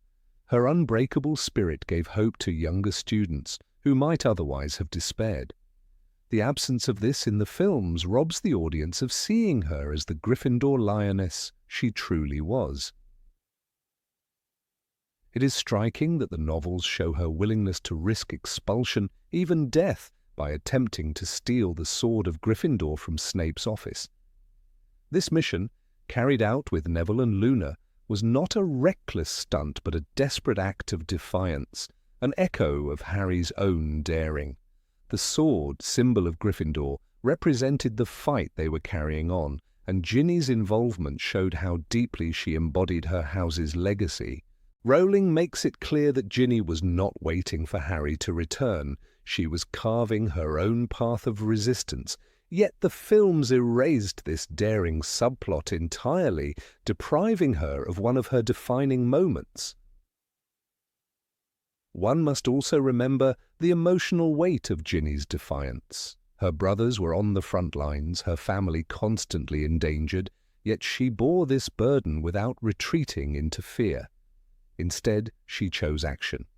In a world where Voldemort's presence meant certain suffering for those tied to the Weasley name, Ginny still found the courage to lead. This courage inspired others, creating a ripple effect in Hogwarts that gave Dumbledore's army its endurance. It was not just Neville who kept hope alive. It was Ginny's quiet determination that made the DA a true resistance movement. The absence of this dimension in the films flattened her into a background figure rather than the beacon she was meant to be. The tragedy of adaptation is often in what it omits, but in Ginny's case, omission became erasure. Consider the scene in Deathly Hallows when Harry returns to Hogwarts. In the book, Ginny is not merely present, she is active, part of the underground network that welcomes him back, her place firmly established among the leaders. By contrast, in the film, she is seen only briefly, standing among the crowd. She does not speak for the DA, nor is she portrayed as someone who has earned the loyalty of her peers. The silence around her role is deafening, and for readers who knew her true arc, the disappointment is profound. This distortion of her character also diminishes the theme of collective resistance that Rowling crafted. The books show that the fight against Voldemort was not Harry's alone. It was a struggle carried on by many, even in his absence. Ginny's story is central to this truth. By erasing her agency, the films risk reinforcing the false idea that she mattered only in relation to Harry. But Ginny was never simply Harry's girlfriend. She was a warrior in her own right, a leader who earned respect not because of who she loved, but because of who she was. The contrast between Neville's treatment in the films and Ginny's is telling. Neville is elevated, his bravery highlighted, his role as leader made clear. This choice in itself is not wrong. Neville deserves the recognition, but it came at Ginny's expense. The two were supposed to stand side by side as equals in defiance. By focusing on Neville alone, the films created an imbalance, leaving viewers with the impression that Ginny was peripheral. The audience never saw the fierce, red-haired Gryffindor standing shoulder to shoulder with him, and so her strength was forgotten. In the battle that follows, Ginny is again cast into the shadows of the films. She fights, but her fight is barely shown. The book makes clear her determination to stay on the battlefield, even when her mother pleads with her to leave. This moment is not only about her bravery, but about her agency. She refuses to be sidelined, demanding her place among the fighters. Molly's eventual protection of her during the duel with Bellatrix is powerful precisely because it follows Ginny's insistence on fighting. But the films strip this context away, making it seem as if Ginny's role was minor until her mother took over. It lessens the emotional resonance of the Weasley women's courage. By removing Ginny's fire, the films also reshape the audience's memory of the resistance at Hogwarts. The DA becomes Neville's tale alone, Harry's allies become blurred figures, and the sense of shared defiance is lost. But the novels tell a richer, more complicated story, one where Ginny's stubbornness and daring mattered profoundly. Her attempt to steal the sword, her refusal to yield to the Carrows, her leadership in the DA, all of this painted her as a true warrior. She was proof that heroism was not limited to Harry, Ron, and Hermione. To erase her is to erase the lesson that bravery can flourish in many forms. Ginny Weasley's portrayal in the books is a testament to Rowling's insistence that women in her world are not bystanders. From Hermione's intellect to Luna's eccentric wisdom, female characters shaped the war. Ginny's resistance role stands as one of the strongest examples of this, and yet the films silenced her. They left her standing at Harry's side as a symbol of romance rather than revolution, when in truth she was a symbol of defiance. For readers, the memory of her leadership remains a point of pride. For viewers, it is a story never told. That is the true destruction of her image on screen, and it is a loss that can never be fully undone. Number 24. Defiance against Umbridge. In the books, Ginny Weasley emerges during Dolores Umbridge's reign at Hogwarts as one of the students who simply refuses to bend. She is not merely a background figure watching Harry, Ron, and Hermione resist authority. She is on the front lines of that resistance. J.K. Rowling shows her stepping out of the shadow of her brothers and of Harry himself to carve her own path as a strong, witty, and rebellious force.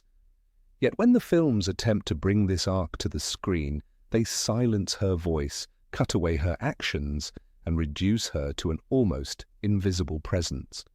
The clash between book and film is most evident in the way her resistance to Umbridge is portrayed, or rather erased, and this silence distorts her entire character.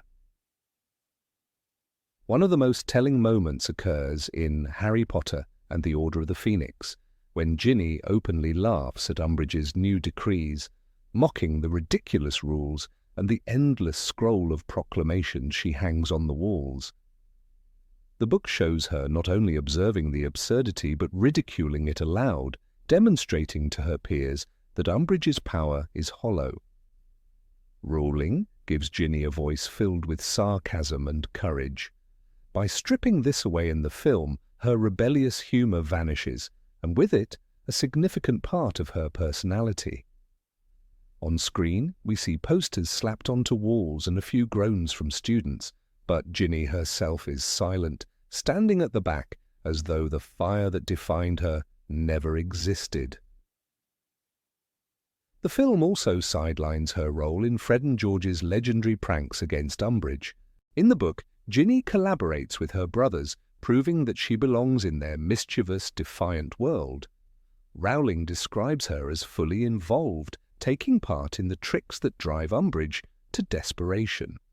When the fireworks explode across the Great Hall, Ginny's laughter is part of the symphony of rebellion. Her presence in those moments tells the reader that resistance is not just a boys' game led by the twins. Ginny stands shoulder to shoulder with them.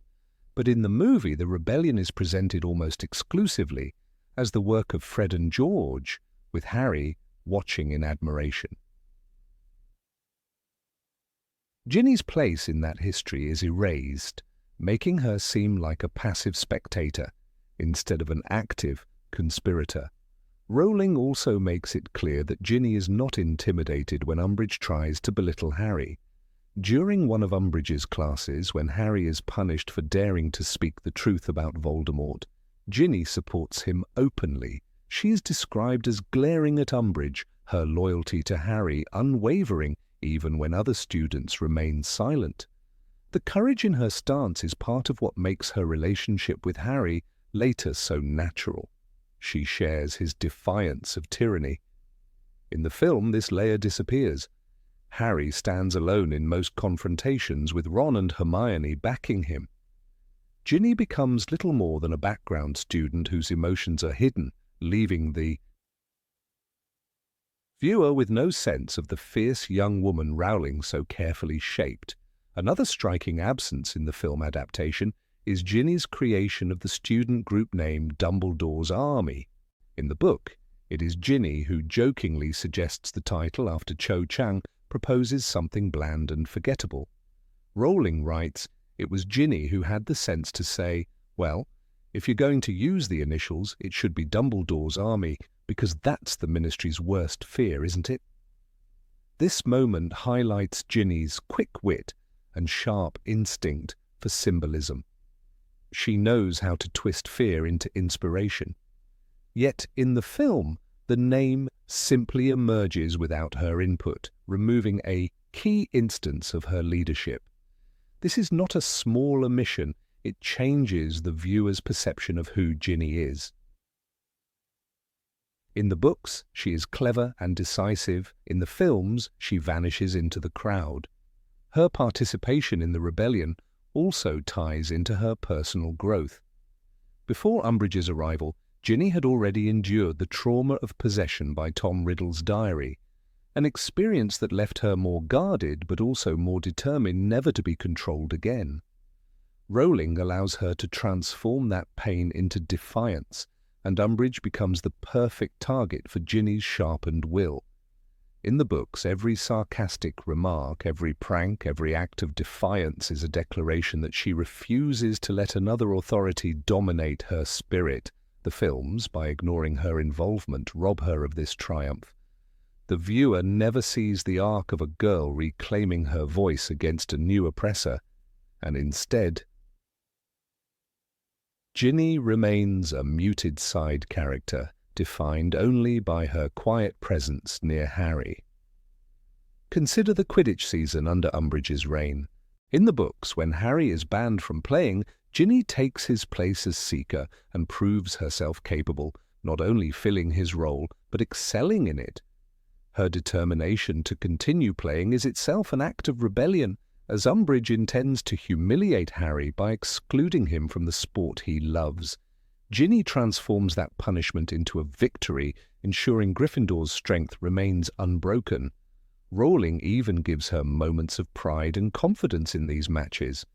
Yet the films cut Quidditch entirely from Order of the Phoenix, and with that cut, they erased Ginny's rise as a skilled athlete and symbol of resilience.